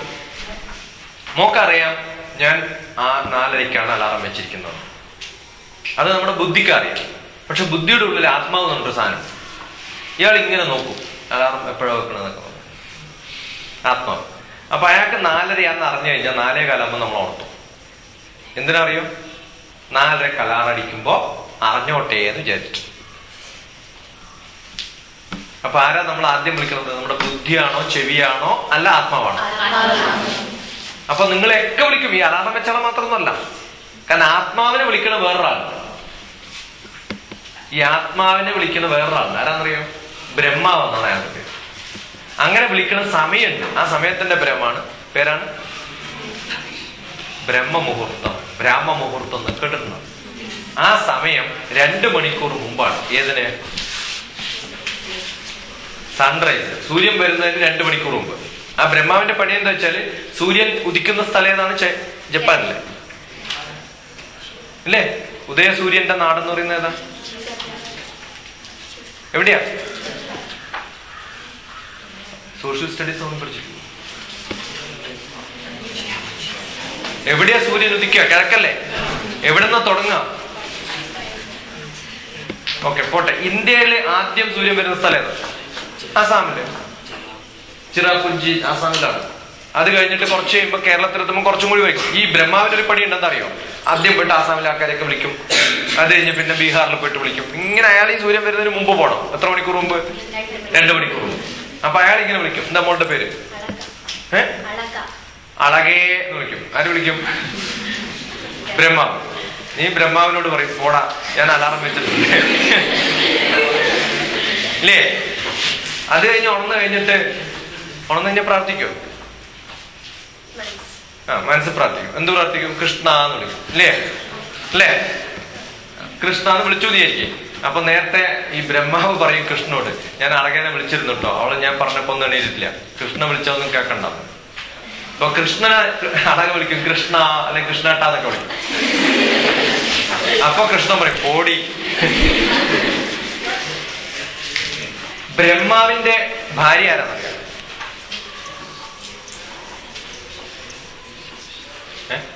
നിങ്ങൾ ഇന്ത്യയിൽ തന്നെയാണോ? ബ്രഹ്മാവിന്റെ ഭാര്യ ആരാ? പറയടി ധൈര്യത്തിൽ ഇങ്ങോട്ട്. അങ്ങടല്ല പറയുന്നത്. ശരിയാ ഉത്തരം പറയുമ്പോളൂ. സരസ്വതി. എന്താ പറയാത്ത? ധൈര്യം വേണം നിങ്ങൾക്ക്. തെറ്റാ തെറ്റിക്കോട്ടെ. ഓക്കെ. സരസ്വതി ഏത് മിനിസ്ട്രിയുടെ മിനിസ്റ്ററാണ്? വിദ്യാഭ്യാസത്തിന്റെ. അപ്പൊ വിദ്യാഭ്യാസം നല്ലപോലെ വേണമെങ്കിൽ ആരെ പ്രാർത്ഥിക്കണം എന്നാ പറയാ? സരസ്വതി. അപ്പൊ ഭാര്യ നല്ലോണം നിങ്ങളെ അനുഗ്രഹിച്ചാൽ നിങ്ങൾക്ക് നല്ല വിദ്യാഭ്യാസം ഉണ്ടോ? ഭാര്യ അനുഗ്രഹിക്കണമെങ്കിൽ ഭർത്താവിന് സന്തോഷമാവണ്ടേ? അപ്പൊ ബ്രഹ്മാവിനെ ദുഷ്പിച്ചു കഴിഞ്ഞാൽ നിങ്ങൾ പഠിക്കാൻ പറ്റുന്നവരാവോ? അപ്പൊ ബ്രഹ്മാവ് രാവിലെ വിളിക്കുമ്പോൾ എന്ത് ചെയ്യണം?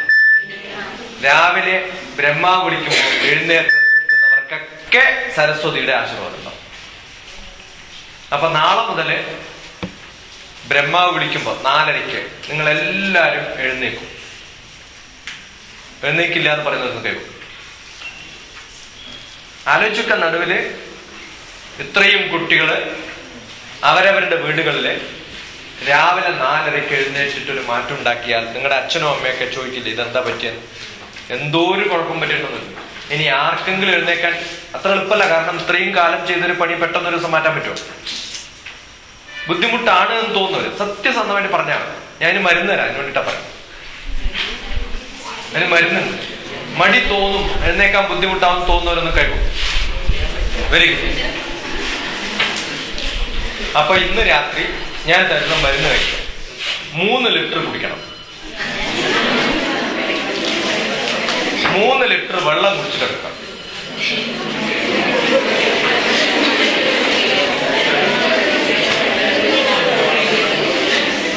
മനസ്സിലായോ? അപ്പൊ എന്ത് പറ്റും? ബ്രഹ്മാവൊന്നും വിളിക്കണ്ട. അതിനു മുമ്പല്ലേ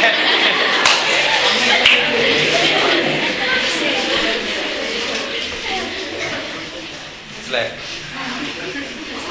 അപ്പൊ നല്ല പോലെ രാത്രി വെള്ളം കുടിച്ച് കിടക്കാം. കാരണം 2-3 കാരണങ്ങളുണ്ട്. അരമണിക്കൂർ പഠിക്കുന്നത് 3 മണിക്കൂർ നടക്കുന്നതിന് തുല്യമാണ്. ശരിക്കും പഠിക്കുന്നതിനൊക്കെ ക്ഷീണമുണ്ടാവും. ക്ഷീണമുള്ള ആൾ നമ്മൾ വെള്ളം കുടിക്കില്ലേ? നിങ്ങൾ പലപ്പോഴും സ്കൂൾസിൽ വന്നാൽ വെള്ളം കുടിക്കണില്ല. വളരെ കുറവാ. സാധാരണ കുടിക്കുന്നതിനേക്കാളും കുറവാ. നല്ലോണം പഠിക്കണം എന്ന് വിചാരിക്കും. അടുത്ത 44 ദിവസം 3 ലിറ്റർ വീതം വെള്ളം രാത്രി കമ്പൽസറി കുടിക്കാം. രാവിലെ എഴുന്നേറ്റ് കഴിഞ്ഞ് പിന്നെ രണ്ടാമത് പോയി കിടന്നുറങ്ങരുത്. മനസ്സിലാണോ? എന്നിട്ട് നമ്മുടെ ഒരു ടൈം ടേബിൾ ഉണ്ട്. എന്താ ടൈം ടേബിള്? 8 മണിക്കൂർ ഉറങ്ങിക്കോളും. അപ്പൊ എത്ര മണിക്കൂർ ഉറങ്ങണം? ഏകദേശം 8 മണിക്കൂർ ഉറങ്ങിക്കോളും. 8-9 മണിക്കൂർ ഭക്ഷണം കഴിച്ച് ഉടനെ കിടന്നുറങ്ങിക്കോളും. കാരണം നിങ്ങൾ രാത്രി പഠിക്കുമ്പോൾ പലരും പഠിക്കണില്ല. സത്യം പറഞ്ഞതാണ്. കാരണം പഠിക്കാനായിട്ടിരിക്കുമ്പോഴേ പഠിക്കുള്ളൂ. ഇത് ഉറങ്ങാനായിട്ടിരിക്കുകയാണ്. മനസ്സിലാവുന്നുണ്ടോ? രാത്രി പഠിക്കുമ്പോൾ എന്തിനു വേണ്ടിയിട്ടാണ് ഇരിക്കുന്നത്? ഉറങ്ങാൻ വേണ്ടി. സമയമായോ? ഉറങ്ങാൻ സമയമായോ നോക്കിക്കൊണ്ടിരിക്കും. അപ്പൊ ഈ പഠിക്കാനുള്ള ശ്രദ്ധ കുറവായി. Got it? അതുകൊണ്ടാണ് രാവിലെ എഴുന്നേറ്റ് പഠിക്കുന്നതൊക്കെ കോൺഫിഡൻസോടുകൂടി പറഞ്ഞില്ലേ മോള് എത്ര മാർക്ക് കിട്ടുന്നു? 95. കാരണം രാവിലെ എഴുന്നേറ്റ് ഉറപ്പാണ്. ഞാൻ ലോകത്തിന്റെ പല ഭാഗത്തും പോയിട്ട് കുട്ടികൾ ക്ലാസ് ഉണ്ട്. അഫ്ഗാനിസ്ഥാൻ കുട്ടികൾക്ക്, പാകിസ്ഥാൻ കുട്ടികൾക്ക്, ലെബനൻ കുട്ടികൾക്ക്, ഇസ്രായേൽ കുട്ടികൾക്ക് ക്ലാസ് എടുത്തിട്ടുണ്ട്. ഏതൊരു ഭാഗത്ത് പോയാലും ഈ ഒരു ചോദ്യം ചോദിച്ചാൽ ആർക്കാണ് ഏറ്റവും നല്ല മാർക്ക് കിട്ടാന്ന് ചോദിച്ചു കഴിഞ്ഞാൽ രാവിലെ എഴുന്നേറ്റ് പഠിക്കുന്നത്. ഓക്കെ, അപ്പൊ 8 മണിക്കൂർ ഉറങ്ങിയാലും 16 മണിക്കൂർ ഇല്ലേ നിങ്ങൾക്ക്? അതിൽ സ്കൂളിൽ എത്ര സമയം ചെലവഴിക്കും? അത് പഠിക്കാൻ വേണ്ടി തന്നെയാണല്ലോ അല്ലെ? എല്ലാ അനാവശ്യമായിട്ടുള്ള സാധനങ്ങൾക്കും കുളിക്കാനും പൗഡർ ഇടാനും കണ്ണു തേക്കാനും എത്ര കിലോ പൗഡർ ഇട്ടിട്ടോ? എന്നിട്ട് ആരെങ്കിലും വെളുത്തു ഇല്ല. മുടി ഹൈവേ ആക്കാൻ ചിലർ സ്റ്റേറ്റ് ഹൈവേ ആക്കും. ഇങ്ങോട്ടൊക്കെ വളഞ്ഞിട്ടൊക്കെ ഉണ്ടാക്കണം. ഇതൊക്കെ കഷ്ടപ്പെട്ടിട്ടാണ് ഇതൊക്കെ ചെയ്യുന്നത് അല്ലെ? ഇതിനൊക്കെ എത്ര സമയം ചെലവഴിക്കാൻ നിങ്ങൾക്ക് വേണമെങ്കിൽ? സ്കൂളിലേക്ക് വരാനും പോവാനും എല്ലാത്തിനും കൂടി എത്ര മണിക്കൂർ വേണം? 2-3 മണിക്കൂർ വേണം. അതിലധികം വേണ്ടി വരില്ലല്ലോ. ഈ 3 മണിക്കൂർ പോയാലും നിങ്ങൾക്ക് എത്ര മണിക്കൂറുണ്ട് ബാക്കി? 13 മണിക്കൂർ. 13 മണിക്കൂർ പഠിച്ചാൽ 13 മണിക്കൂർ × 44 ദിവസം വേണ്ട.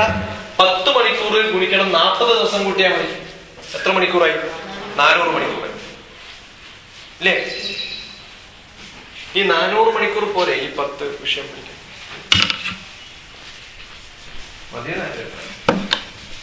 അത് പഠിച്ചു ഇത്രയും കാലം ഒന്ന് റിവൈസ് ചെയ്തിട്ടൊന്ന് ശരിയാക്കണം എന്നല്ലേ വേണ്ടു അല്ലെ? അപ്പൊ എന്ത് ചെയ്യണം? പഴയ ക്വസ്റ്റ്യൻ പേപ്പർ എടുക്കുക. ഏതാണ് പരീക്ഷയ്ക്ക് വരെ? ഇനിയിപ്പം വിവരത്തിനെ കുറിച്ചൊന്നും ആലോചിക്കരുത്. കാരണം വിവേകാനന്ദൻ പറഞ്ഞിട്ടുണ്ട്, മഹാത്മാഗാന്ധി പറഞ്ഞിട്ടുണ്ട്, വിദ്യാഭ്യാസം എന്ന് പറഞ്ഞാൽ വിവരം ഉണ്ടാക്കാനാണ്, നമ്മളെ നന്നാക്കാനാണ്. ഇനിയിപ്പോ അതൊന്നും നന്നായില്ലെങ്കിലും കുഴപ്പമില്ല. അത് പിന്നെ നമുക്ക് ഈ +1 +2 പോലെ നന്നാവാൻ നോക്കാം. തൽക്കാലം ഇപ്പം നല്ല പോലെ മാർക്ക് കിട്ടാനൊരു മെത്തേഡ് വന്നാൽ പഴയ ക്വസ്റ്റ്യൻ പേപ്പർ എടുക്കുക. ഈ ഓരോ വിഷയത്തിനും നിങ്ങൾ എത്ര പഠിച്ചു എന്ന് ഓരോരാളും നോക്കുക. ഇപ്പൊ സോഷ്യൽ സ്റ്റഡീസ് ഞാൻ എത്ര പഠിച്ചു? 100% എനിക്ക് അറിയോ? ഒന്ന് ആലോചിച്ച് നോക്കുക. ഇല്ല, 80% അറിയോ, 60% അറിയോ? അത് എഴുതി വെക്കുക. അപ്പൊ എത്ര പഠിക്കാനുള്ള? 40%. ഈ 40% പഠിക്കാനേ ഈ 4 മണിക്കൂർ ഉപയോഗിക്കുള്ളൂ. ബാക്കി അത് പഠിച്ചു കഴിഞ്ഞാൽ അപ്പൊ ഓരോന്നിനും എത്ര ശതമാനം പഠിച്ചു, എത്ര ബാക്കിയുണ്ടെന്ന് ഒരു കലണ്ടർ ഉണ്ടാക്കാം, ഒരു ടേബിൾ ഉണ്ടാക്കാം. എന്നിട്ട് പറയാം ഞാൻ ഇംഗ്ലീഷിൽ എനിക്ക് ഇത്രയും അറിയാം. കുറച്ചും കൂടി പഠിച്ചു കഴിഞ്ഞാൽ ചിലപ്പോൾ നമ്മൾ നോക്കുമ്പോണ്ടല്ലോ ചില വിഷയം ഏകദേശം എല്ലാം പഠിച്ചിട്ടുണ്ടാവും, ചില വിഷയം തീരെ അറിയണ്ടാവും. അപ്പൊ തീരെ അറിയാത്ത വിഷയത്തിന് കുറച്ചും കൂടി സമയം അധികം ചെലവഴിക്കും. ഇങ്ങനെ ഒരു ടൈം ടേബിൾ ഉണ്ടാക്കിയിട്ട് നമ്മൾ പഠിക്കാൻ തുടങ്ങിക്കഴിഞ്ഞാൽ ഈ 400 മണിക്കൂറൊന്നും വേണ്ട. പക്ഷെ ഇതൊക്കെ പറഞ്ഞാൽ നിങ്ങൾ 400 മണിക്കൂർ പഠിക്കും. 400 മണിക്കൂർ എന്ന് പറഞ്ഞാൽ വേണ്ട. ഈ 400 മണിക്കൂർ നമ്മളിപ്പോ 13 × 44 എടുത്തിട്ട് കുറച്ചിട്ടല്ലേ ചെയ്തത്. ഞാൻ കണക്കൂട്ടാൻ എളുപ്പത്തിന് വേണ്ടിയിട്ട് നിങ്ങൾക്ക് 450 മണിക്കൂർ ഉണ്ടെന്ന് വിചാരിക്കാം. ഓക്കെ, ഒരു ദിവസം എന്ന് പറഞ്ഞാൽ എത്ര മണിക്കൂറാ? അപ്പോ ഡിവൈഡഡ് ബൈ 24 മണിക്കൂറല്ലേ? അപ്പൊ എത്ര ദിവസം ഉണ്ട്? 20. ഈ 44 ദിവസത്തില് ശരിക്കും പഠിക്കുന്നത് എത്ര ദിവസമാണ്? 20 ദിവസം. പകുതി സമയമല്ലേ പഠിക്കാൻ പറയുള്ളൂ. തീരുമാനിച്ചു? പറ്റുമോ? നിങ്ങളുടെ അച്ഛനും അമ്മയ്ക്കും നിങ്ങൾ നല്ല മക്കളാണോ? ആണോ? അച്ഛനോടും അമ്മയോടും ചോദിക്കാം 100-ൽ എനിക്ക് എത്ര മാർക്ക് തരും? ഞാൻ നല്ല മോളാണോ നല്ല മോനാണോ? നല്ല മോനാണെങ്കിൽ എത്ര മാർക്ക് തരും? 100% തരും. നല്ല മോളാണെങ്കിൽ 100% തരും. അത് തരുമോ? ഇടയ്ക്കൊക്കെ വികൃതി കാണിക്കും ഇല്ലേ? അച്ഛനോടും ചോദിക്കാം, അമ്മയോടും ചോദിക്കാം. അനിയന്മാരൊക്കെ ഉണ്ടാവില്ല, അവരോട് ചോദിക്കാം ഞാൻ നല്ല ഏട്ടനാണോ നല്ല അനിയനാണോ, എനിക്ക് എത്ര മാർക്ക് തരും? സ്കൂളിലെ ടീച്ചർമാരോട് ചോദിക്കാം ഞാൻ നല്ല കുട്ടിയാണ്, എനിക്ക് എത്ര മാർക്ക് തരും? സ്റ്റുഡന്റ് എന്നുള്ള നിലയിൽ നമുക്ക് കുറേ റോളുകൾ, എന്ന് പറഞ്ഞാൽ വ്യത്യസ്തമായ റോള് ചെയ്യാനുണ്ട്. ഒരു റോള് കുട്ടിയാണ്, സ്റ്റുഡന്റാണ്. രണ്ടാമത്തെ റോള് മകനാണ് മകളാണ്, അല്ലെങ്കിൽ ഏച്ചിയാണ്, ഭാര്യ ആരും ഭർത്താക്കന്മാരൊക്കെ ഉണ്ടല്ലോ. ചില സ്കൂൾസിലൊക്കെ ഉണ്ട്. ഞാൻ മലപ്പുറത്തൊരു സ്കൂളിൽ പോയ സമയത്ത് 10ാം ക്ലാസ്സിൽ 4-5 ഭാര്യമായിരിക്കും. കല്യാണം കഴിഞ്ഞ് പിള്ളേരായവരൊക്കെ ഉണ്ട്. ചിലർ പിള്ളേരും ക്ലാസ് പഠിക്കണ്ടോ സ്കൂൾസിൽ? അമ്മയും മോളൊക്കെ കൂടെ പോണ സ്ഥലങ്ങൾ. അപ്പൊ നിങ്ങൾ നല്ല അനിയനോ അനിയത്തിയോ ചേട്ടനോ ചേച്ചിയോ ഒക്കെ ആവണം. പിന്നെ നല്ല മക്കളാണ്. നിങ്ങൾക്ക് എത്ര മാർക്ക് കിട്ടും? 100% നല്ല കുട്ടിയെ സ്റ്റുഡന്റ് ആണെന്നും നല്ല അനിയനാണെന്നും നല്ല അനിയത്തിയാണെന്നും നല്ല മകനാണെന്നും മകളാണെന്നും തോന്നുന്നവരൊന്ന് കൈവക്കാം. 100%, എല്ലാത്തിനും 100%. അപ്പൊ ആരും ഇല്ല എന്നർത്ഥം. ഈ ചോദിക്കുമ്പോ തന്നെ നിങ്ങൾക്ക് തോന്നുന്നില്ലേ ഒന്നും കൂടി നന്നാക്കണം, 100 ആക്കാൻ എന്ത് ചെയ്യണം? നിങ്ങൾക്ക് അറിയോ 100 ആക്കാൻ എന്ത് ചെയ്യണം? നിങ്ങൾ രാവിലെ 4 മണിക്ക് എണീറ്റിട്ട് ഒരു 10 ദിവസം ഇരുന്ന് പഠിച്ചിട്ട് അച്ഛനോട് അമ്മയോടും ചോദിക്കും എനിക്ക് എത്ര മാർക്ക് തരും? അവരെത്ര മാർക്ക് തരും? തരുമോ ഇല്ലയോ? എന്ത് പണി പറഞ്ഞാലും പറയും എനിക്ക് പരീക്ഷ ഉണ്ട്, ഞാൻ ഇത് പഠിക്കാൻ പോവാണ്. ഈ 3-4 മണിക്കൂർ ബാക്കിയുണ്ടല്ലോ, ആ സമയത്ത് ഞാൻ കറക്റ്റായിട്ട് ചെയ്യാം. കണ്ടിന്യൂസ് ആയിട്ട് ഇരുന്ന് പഠിക്കാനേ പാടില്ല. അരമണിക്കൂർ ഇരുന്ന് പഠിക്കാൻ 10 മിനിറ്റ്. ഇപ്പൊ സാധനം പഠിക്കാൻ പോകേണ്ടി വരും, അരമണിക്കൂർ ഞാൻ പഠിക്കട്ടെ, അത് ഞാൻ 10 മിനിറ്റ് കൊണ്ട് ഞാൻ ഓടിപ്പോയി സാധനം മേടിച്ചു കൊണ്ടുവരാം. ഓടിപ്പോയി സാധനം മേടിച്ച് തിരിച്ചു കൊണ്ടുകൊടുക്കുക, ഒട്ടനെ ബുക്ക് എടുത്തിരുന്ന് വായിക്കാം. മോനെ പഠിക്ക്, മോളെ പഠിക്കുന്നു. അങ്ങനെ ഒരു വാക്ക് കേൾക്കാണ്ടിരിക്കുക അടുത്ത 40 ദിവസം. നിങ്ങൾക്ക് ആർക്കെങ്കിലും ഇഷ്ടാവോ? നിങ്ങൾക്ക് ഇഷ്ടമല്ലാത്തൊരു പണി ആരെങ്കിലും ചെയ്യാൻ പറയുമ്പോ? ഇഷ്ടമുള്ള പണി ചെയ്യാണ്ട് പറയുന്ന സമയത്തോ? അറിയോ, നിങ്ങളുടെ അച്ഛനും അമ്മയൊക്കെ അടുത്ത അയൽവാസികളോടും ബന്ധുക്കളോടൊക്കെ പോയിട്ട് പറയും എന്തോ ഒരു മാറ്റം കിട്ടാം, മോളിപ്പോ നല്ലോണം പഠിക്കണം. ഇനിയിപ്പോ എനിക്ക് ടെൻഷനായി, എന്ത് ചെയ്യണം? അവരെ +1 +2 നല്ല സ്കൂളിൽ ചേർക്കണം, അത് കഴിഞ്ഞാൽ ബിടെക്കിന് ചേർക്കണം, അത് കഴിഞ്ഞാൽ മാസ്റ്റേഴ്സിന് MBBSന് ചേർക്കണം. നിങ്ങളുടെയൊക്കെ ജീവിതത്തിൽ നിങ്ങളുടെ ആഗ്രഹങ്ങളുണ്ടല്ലോ, ചെറിയ ആഗ്രഹങ്ങൾ മാറ്റണം. ഞാൻ 8ാം ക്ലാസ്സിലെ കുട്ടികളെ എടുത്ത സമയത്ത് ഞാൻ അവരോടൊക്കെ ഒരു ഫോം ഫില്ലപ്പ് ചെയ്ത് മേടിച്ചു. അതിനകത്ത് നിങ്ങൾക്ക് എന്താവണം എന്ന് എഴുതാൻ. അവരൊക്കെ എഴുതിയത് ഇലക്ട്രീഷ്യൻ ആവണം, ഓട്ടോറിക്ഷ ഡ്രൈവർ ആവണം, കള്ള് ഷോപ്പിൽ സാധനം കൊടുക്കുന്ന ആളാവണം, ഒരാൾ പോലീസ് ആവണം. കാരണം എന്താ അറിയോ, അവർ ഇതിനപ്പുറത്ത് ആരും കണ്ടിട്ടില്ല. ഭാഗ്യത്തിന് ആരും ടീച്ചർ ആവണമെന്ന് എഴുതിയില്ല, അവരെ കണ്ടിട്ടുണ്ടെങ്കിലും. കാരണം അവർക്കറിയാം അങ്ങനെ ആവരുതേ എന്നാണ് അവരുടെ ആഗ്രഹം. അവർ കണ്ടിട്ടുള്ള ടീച്ചർമാരൊക്കെ മഹാമോശം. അവരൊക്കെ ഞാൻ കാര്യമായിട്ടാ പറയുന്നത്, അവിടുത്തെ ടീച്ചർമാരൊക്കെ മഹാമോശമാണ്. അതുകൊണ്ടാണ് പറഞ്ഞത് നിങ്ങളുടെ ടീച്ചർമാരൊക്കെ അതിനേക്കാളും നല്ലവരാണ്. മനസ്സിലാവുന്നു? ഞാൻ ആ കുട്ടികളെ കൊച്ചിൻ യൂണിവേഴ്സിറ്റി കൊണ്ടു. യൂണിവേഴ്സിറ്റിയിൽ നിങ്ങൾ ആരെങ്കിലും പോയിട്ടുണ്ടോ? ഇല്ലല്ലോ. 8ാം ക്ലാസ്സിലെ കുട്ടികളെ ഞാൻ ഇവിടെ കൊണ്ടുപോയി.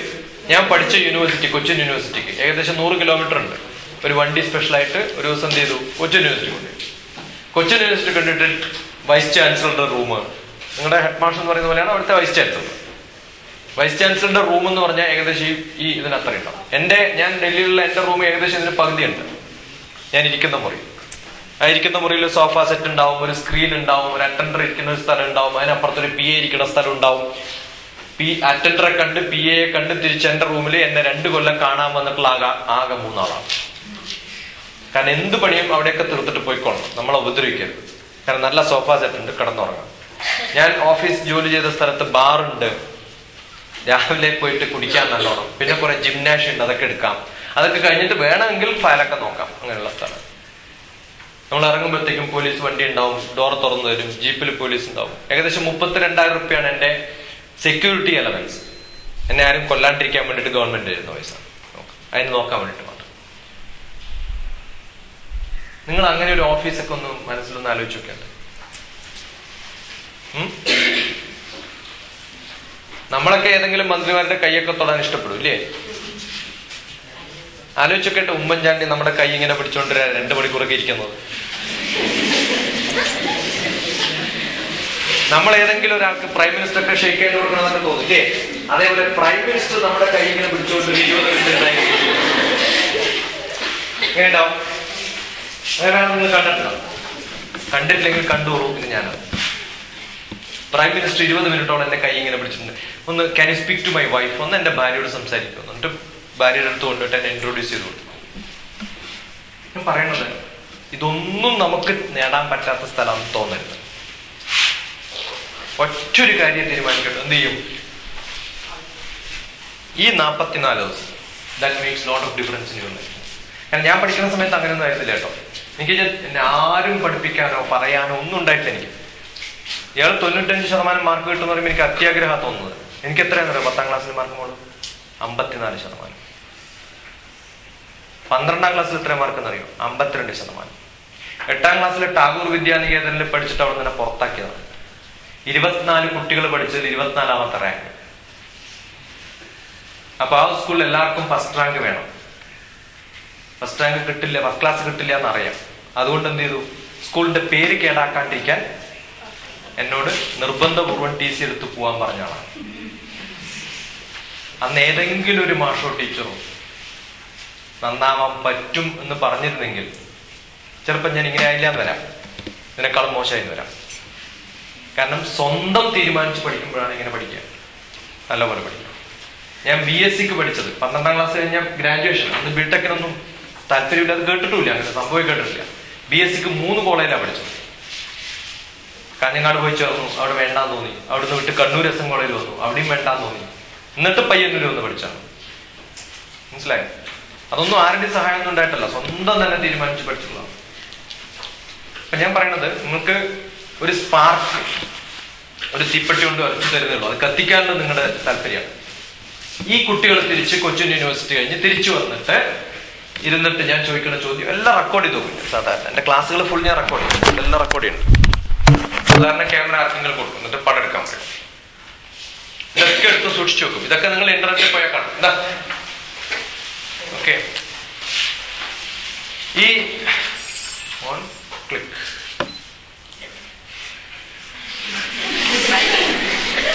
ഇതാ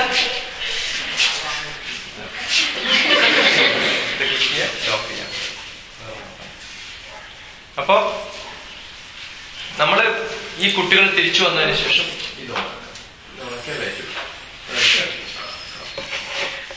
അപ്പൊ ഈ കുട്ടികളോട് തിരിച്ചു വന്നതിന് ശേഷം ഞാൻ ചോദിച്ചു, നിങ്ങൾക്ക് ആരാണ്?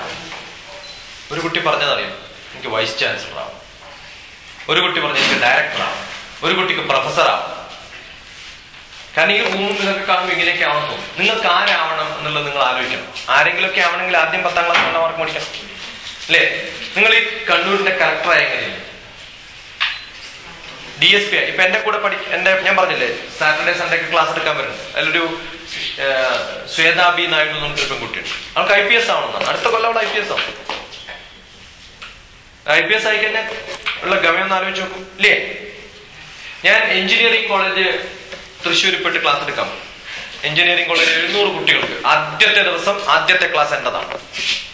ആ ക്ലാസ് എടുക്കാൻ പോയ സമയത്ത് ആ കുട്ടികളോട് ചോദിച്ചു, നിങ്ങളൊക്കെ ഹാപ്പി ആണോ എഞ്ചിനീയറിംഗ് കിട്ടിയതിൽ? ഹാപ്പി അല്ലാത്തവരാരെങ്കിലും കൈവക്കാൻ പറഞ്ഞു. ഏകദേശം 38 കുട്ടികൾ കൈവക്കി. അപ്പൊ ഞാൻ ചോദിച്ചു, നിങ്ങൾ എന്തേ ഹാപ്പി അല്ലാത്ത ചോദിച്ചു, എന്തേ ഹാപ്പി അല്ലാത്ത ചോദിച്ചു. ശരിക്കും എഞ്ചിനീയറിംഗ് അല്ല എനിക്ക് ഇഷ്ടം, മെഡിസിനാണ് ഇഷ്ടം, അത് കിട്ടാത്തതുകൊണ്ട് ഇവിടെ ചേർന്നാണ്. ശരി, ഡോക്ടറായാൽ നിങ്ങൾക്ക് ആകെ ആവാൻ പറ്റുന്ന ഏതെങ്കിലും മെഡിക്കൽ കോളേജിന്റെ പ്രിൻസിപ്പളൊക്കെ ആവാന്നാണ്. ഇപ്പൊ പരിയാരം മെഡിക്കൽ കോളേജിന്റെ ആ കോളേജിന്റെ ചീഫ് ആയിട്ടുള്ള ഒരാളാവാം. അത്രല്ലേ ആവാൻ പറ്റുള്ളൂ. അതിനപ്പുറത്ത് എന്തെങ്കിലും ആവാൻ പറ്റുമോ നമുക്ക് ചോദിച്ചു. അത്രയ്ക്ക് ആവാൻ പറ്റുള്ളൂ. അപ്പൊ ഞാൻ ചോദിച്ചു, നിങ്ങൾ ബിടെക് കഴിഞ്ഞത്? അതിൽ ചില കുട്ടികൾ ഇപ്പോഴും എന്റെ കൂടെ ടെലിഫോണിലും ഇന്റർനെറ്റിലൊക്കെ കോണ്ടാക്ട്. ബിടെക് കഴിഞ്ഞിട്ടൊരു കാര്യം ചെയ്യാം, 1 വർഷം ഞാൻ നിങ്ങളെ പഠിപ്പിക്കാം. ഇപ്പൊ തന്നെ പഠിപ്പിക്കാൻ തുടങ്ങുന്നുണ്ട് കൂടെ. നിങ്ങൾ ബിടെക് കഴിഞ്ഞിട്ട് IAS എഴുതണം. IAS എഴുതി സെക്രട്ടറി ആവും.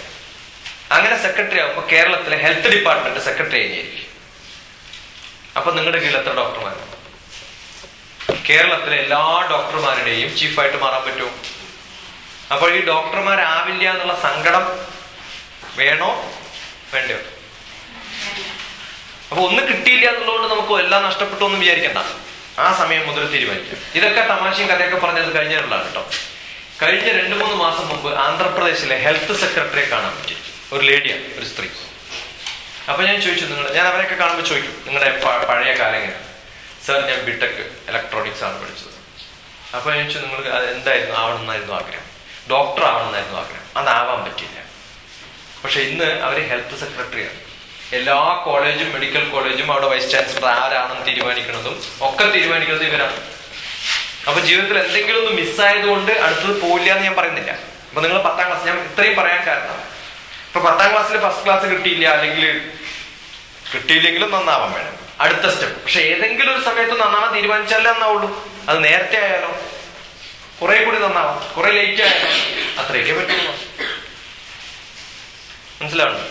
അപ്പൊ അതുകൊണ്ട് തീരുമാനിക്കും. ഇപ്പം എന്നെക്കാളും കൂടുതൽ മാർക്ക് മേടിച്ചിട്ട് അന്ന് 10ാം ക്ലാസ്സിൽ ഇരിക്കുമ്പോൾ 64-70 എനിക്ക് തോന്നുന്നു 79 എനിക്ക് തോന്നുന്നു ഇവിടെ ഒരു 70-80% കിട്ടിയിട്ടുള്ള കുട്ടികൾ ഉണ്ടാവും. എന്നെക്കാളും നല്ലോണം മാർക്ക് കിട്ടിയിട്ടുള്ള കുറെ പേരുണ്ട്. ഇപ്പൊ ടാഗൂർ വിദ്യാനികേതനിൽ എന്നെക്കാളും ഫസ്റ്റ് ക്ലാസ് കിട്ടിയിട്ടുള്ള കുറെ പേരുണ്ട്. പക്ഷെ അവരൊക്കെ എടുത്തു നോക്കിയാലും ഞാൻ അവരെക്കാളൊക്കെ അവനെ, ഒരു സംശയം. അത് പഠിപ്പിന്റെ കാര്യത്തിലായാലും ജീവിതത്തിലെ സമ്പാദ്യത്തിന്റെ കാര്യത്തിലായാലും സോഷ്യൽ ലൈഫിന്റെ കാര്യത്തിലായാലും ഒക്കെ നേടാൻ സാധിച്ചിട്ടുണ്ട്. അത് അഹങ്കാരം കൊണ്ട് പറയല്ല, ഞാൻ പറഞ്ഞ എക്സാമ്പിളായിട്ട് പറയാണ്, നിങ്ങൾ നന്നാവാൻ വേണ്ടിയിട്ട് പറയാണ്. വേണമെങ്കിൽ നിങ്ങൾക്ക് ഇപ്പൊ തീരുമാനിക്കാം, അല്ലെങ്കിൽ കുറച്ച് ലേറ്റ് ആയിട്ട് തീരുമാനിക്കും. കുറച്ച് ലേറ്റ് ആയാൽ ചിലപ്പോൾ തീരുമാനിക്കാൻ പറ്റണം. കാരണം ഞാൻ പഠിക്കുന്ന കാലത്തൊന്നും ഇത്രയൊന്നും കോമ്പറ്റീഷൻ ഇല്ല. ഇന്ന് നല്ലപോലെ കോമ്പറ്റീഷൻ ഉണ്ട്. ഇനി നിങ്ങൾക്ക് ആർക്കെങ്കിലും വിദ്യാഭ്യാസപരമായിട്ട് പൈസ ഇല്ലാത്തത് കൊണ്ട് പഠിക്കാൻ പറ്റാത്തൊരവസ്ഥ തന്നെയായിരിക്കും. എനിക്ക് മെഡിക്കൽ കോളേജിലൊന്നും സീറ്റ് മേടിച്ചു തരാൻ പറ്റില്ല. പക്ഷെ നിങ്ങളിൽ പ്രത്യേകിച്ചും ഗേൾസിന് ഫ്രീ പഠിപ്പിക്കാൻ പറ്റുന്നൊരു സ്ഥലമാണ് ഹൈദരാബാദ്, പ്രത്യേകിച്ചും മുസ്ലിംസ് കുട്ടികൾക്ക്. ഞാൻ മിനിഞ്ഞാന്നൊരു ക്ലാസ് എടുത്തത് എഞ്ചിനീയറിംഗ് കോളേജിലെ മദീന കോളേജാണ്. മദീന കോളേജിൽ ഹജ്ജ് ഹൗസിന്റെ തൊട്ടടുത്തുള്ള റൂമിലാണ് ക്ലാസ് എടുത്തത്. ഏകദേശം 300 കുട്ടികളുണ്ടായിരുന്നു. അപ്പൊ അതിന്റെ സെക്രട്ടറി എന്റെ കൂടെ ഉണ്ടായിരുന്നു. അപ്പൊ എന്റെ കൂടെ കുറച്ച് സമയം ഇരുന്നിട്ട് ക്ലാസ് ഒക്കെ കേട്ട് കഴിഞ്ഞാൽ ഞാൻ പറഞ്ഞ അവർ കേൾക്കും. അങ്ങനെ ഒരു ഗുണമുണ്ട് എനിക്ക്.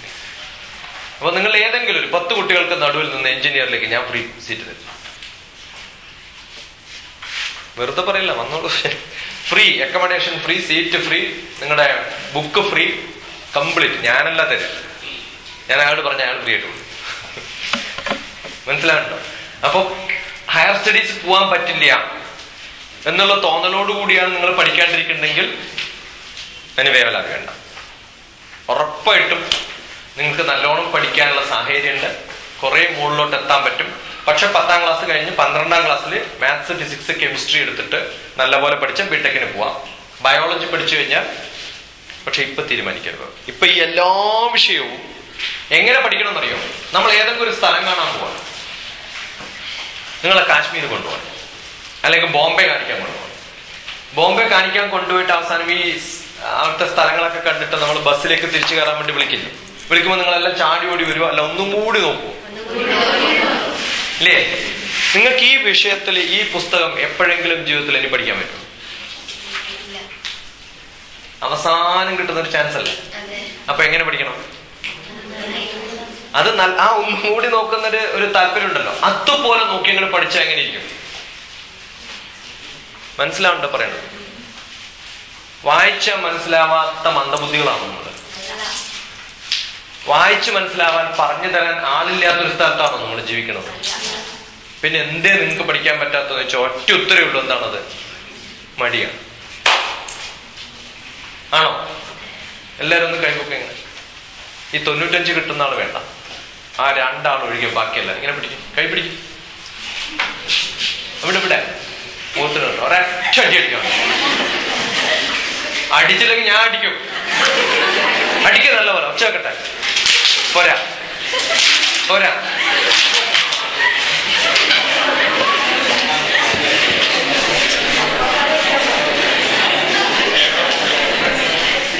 അപ്പൊ നിങ്ങളെ അടിച്ചത് ആരാ? ഞാനാണോ നിങ്ങളാണോ?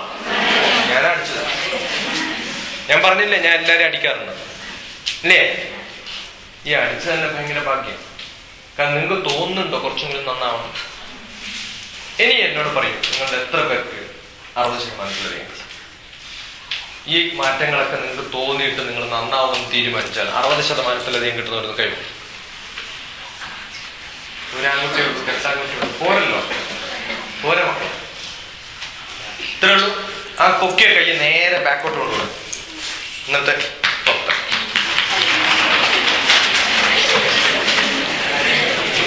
ഇല്ലേ? ഈ റിസൾട്ടൊക്കെ വന്നിട്ട് നോക്കുമ്പോ ഇങ്ങനെ പറയണ്ടേ ആരെങ്കിലും നമ്മളോട്? എന്ത് പറയണം? സബാഷ് പറയണ്ടേ? അത് ആരും പറഞ്ഞില്ലെങ്കിൽ നമുക്ക് നമ്മളോട് പറയാൻ പറ്റില്ലേ? പോരെ? എന്നാ ശരി, ക്ലാസ് മതി. കഴിഞ്ഞില്ലേ? ഇനിയിപ്പോ എന്താ പറയണ്ടോ? ഇത്രയും പേരൊക്കെ ഫസ്റ്റ് ക്ലാസ് ആക്കി കൊടുക്കാൻ പറ്റിയ പോരെ?